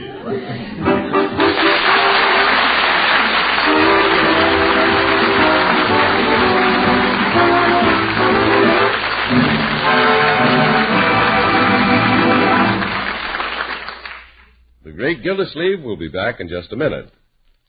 Want to make luscious, rich frostings and smooth, perfect fudge every time? Fudge and frostings that are bound to be perfect, that need no cooking? You can do it a brand new way, a way you've probably never thought of. You do it with Philadelphia brand cream cheese. That's right. Philadelphia brand cream cheese is the magic ingredient that makes fudge and frosting more delicious, more consistently perfect than ever before. Have a pencil and paper handy, and in just a minute I'll tell you where to write for your free pamphlet with more than 20 easy recipes for making wonderful fudge and frostings with Philadelphia brand cream cheese. Now, maybe you're thinking that fudge and frosting made with cream cheese would have a cheese flavor, but they don't. Wonderful Philadelphia brand cream cheese gives you fudge and frosting with a perfect, delicate, rich taste, because Philadelphia cream cheese is made with fine milk and thick cream. This fudge and frosting has a special freshness, too, because Philadelphia brand cream cheese is guaranteed fresh by Kraft. And Philadelphia brand gives fudge and frosting a truly marvelous texture, never grainy, never too hard, never too soft, but always smooth. Just be sure you use genuine Philadelphia brand cream cheese. Look for the red Kraft K that's on every silvery package of genuine Philadelphia brand. Remember, genuine Philadelphia brand cream cheese is made only by Kraft. Now, to get your free pamphlet with more than 20 easy recipes for Philly fudge and frostings, simply drop a postcard to Kraft Kitchen, Box 6567, Department G, Chicago 77, Illinois. That address again, Kraft Kitchen, Box 6567, Department G, Chicago 77, Illinois. Write tonight.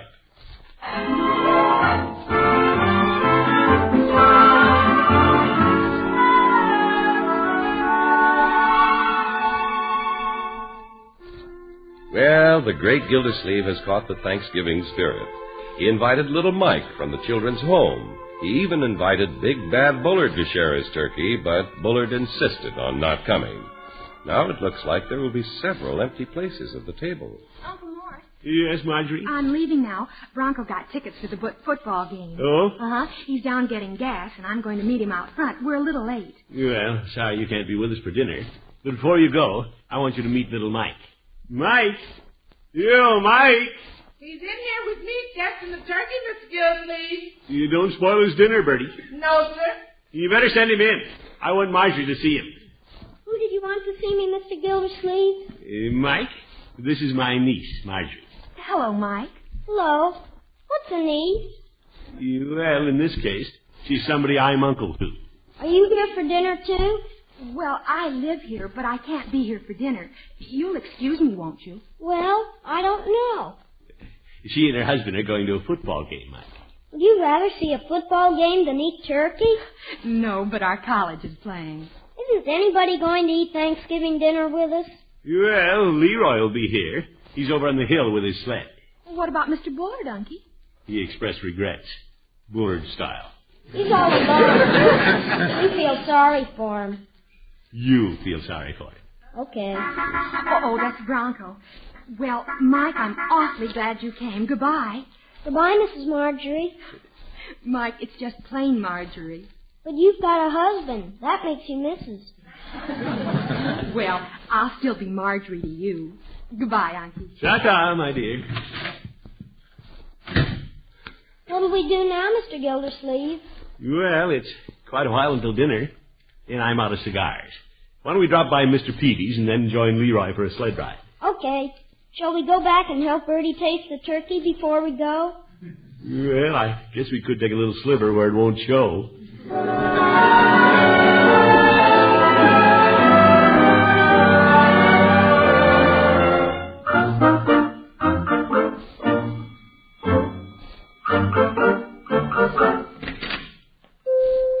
Hello, Peavy. Oh, hello, Mr. Gildersleeve. What can I do for you today? I need some cigars, Peavy. I took a chance on your being open today. Well, I'm closing in a little while. Your usual brand? Yeah, that's right. Peavy, aren't you going to say hello to Mike? Is he here? Yeah. Well, I didn't see you down there below the counter. Hello, Mikey. Hello, Mr. Peavy. Here, Mike. Let me lift you up on one of these stools. I can climb up. He's having Thanksgiving dinner with us, Peavy. Oh, you don't say. You care to have a soda on the house, Mike? No, I guess it did spoil your dinner. He didn't give me a chance to answer. Yeah, you better save up. We have a big dinner to take care of. There aren't many people eating with Mr. Gildersleeve and me. Well, Marjorie and Bronco are going to the game over in Center City, Petey. Well, if it was 40 years ago, I'd go out there and sit in the snow myself. Mr. Gildersleeve, can I whisper something? Well, excuse us, Petey. Very well. What is it? Why don't we ask Mr. Peavy over for dinner? That's a nice thought. I'm sure his dinner's all planned, but why don't you ask him? Okay. Mr. Peavy? Oh, am I included now? Yes. Would you like to come over and help us eat our turkey? Well, I'll be eating at home, Mike, but thank you just the same. That's all right. I thought you might be lonesome. Mike, Mr. Petey has a wife at home. He doesn't get lonesome. Well, no, I wouldn't say that.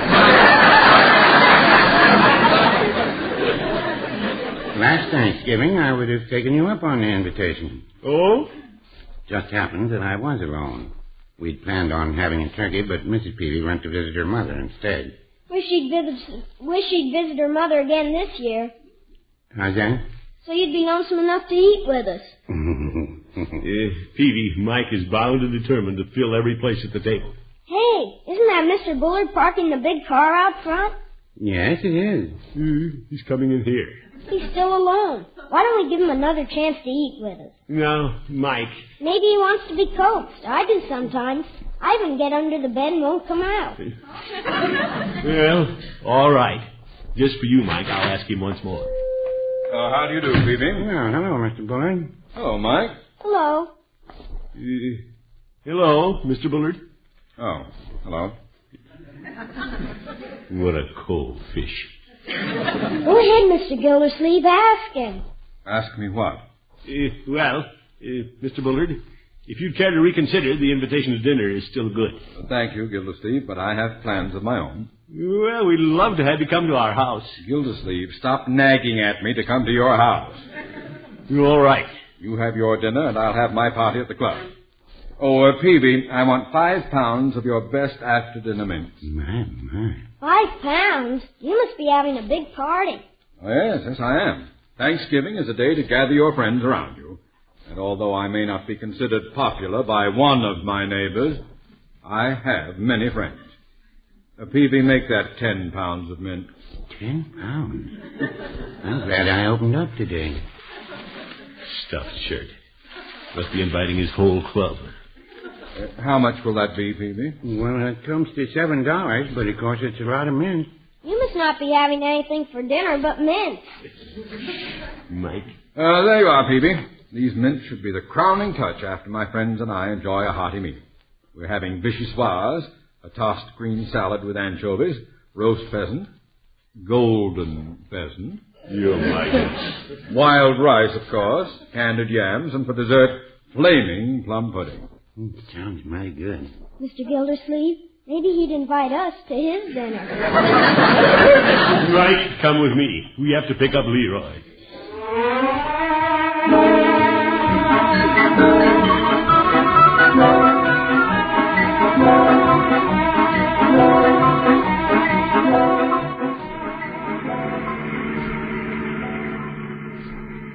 Thanks for picking me up, Unc. Well, it'll soon be time for turkey. Boy, did I work up an appetite sliding on the hill. I'm hungry, too. Me too. 3 of us will have a fine time. Isn't Mr. Bullard coming? No, Bullard's invited a lot of people out to his club for a fancy dinner. Vichyssoise. Leroy, it was nice of you to take me down on the hill on your sled. Oh, that's okay. Forget it. I like you, Leroy.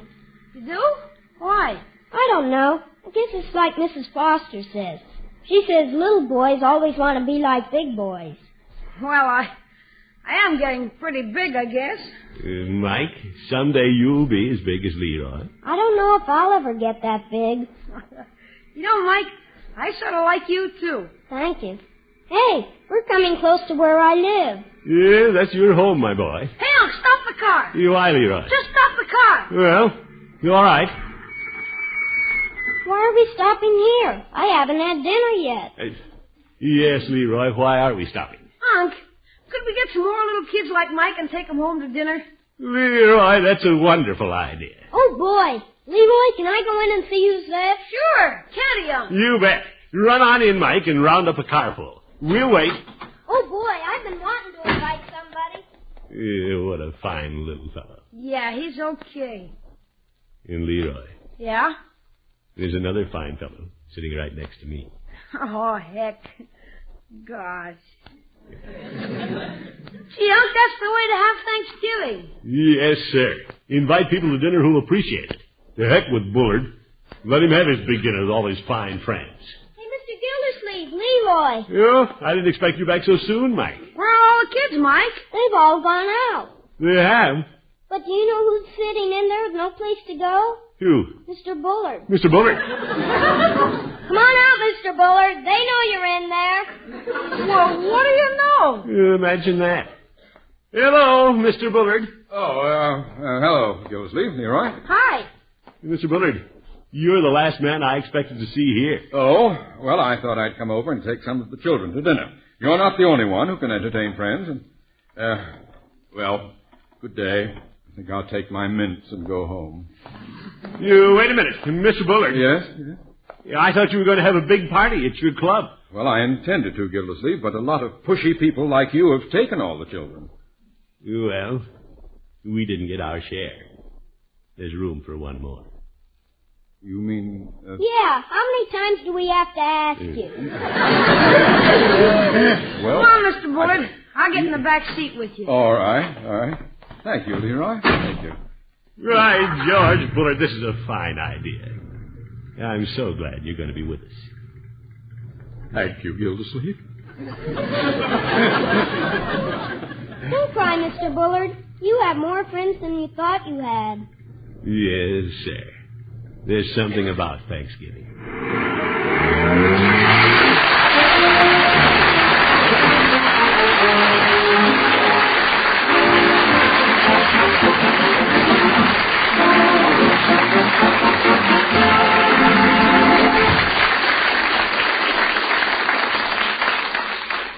The Great Gildersleeve will be with us again in just 30 seconds. Have you tasted the two delicious new versions of Philadelphia brand cream cheese? Now you can get delicately rich Philadelphia cream cheese filled with spicy bits of chives, and Philadelphia cream cheese with pieces of red pimento all through. Imagine the delicious variety of easy snacks and sandwiches you can make with these two new kinds of Philadelphia brand cream cheese. Try them tomorrow. Just be sure you get genuine Philadelphia brand cream cheese. Remember, there's only one Philadelphia brand, and it's made and guaranteed fresh by Kraft.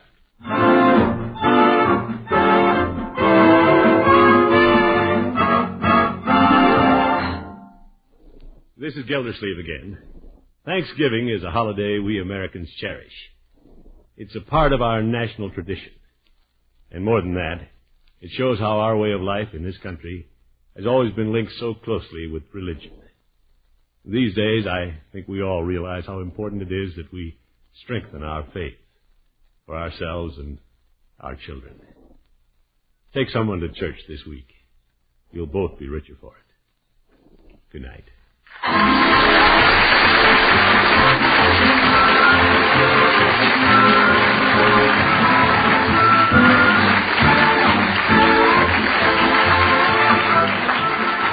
The Great Gildersleeve is played by Willard Waterman.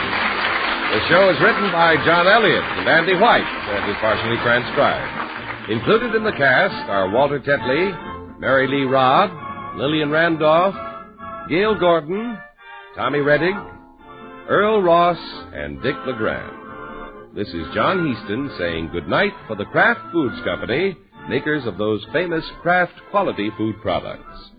Be sure to listen in next Wednesday and every Wednesday for the further adventures of the Great Gildersleeve.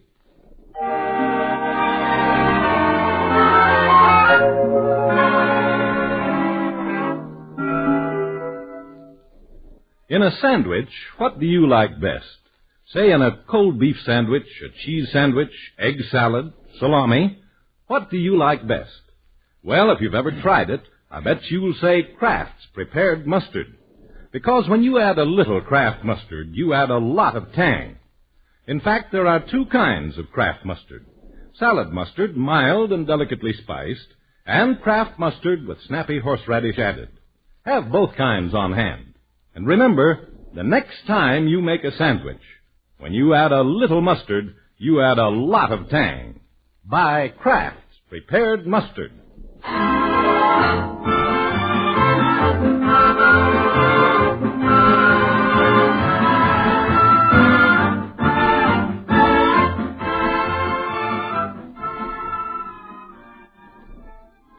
Groucho Marx, You Bet Your Life. He's next on NBC.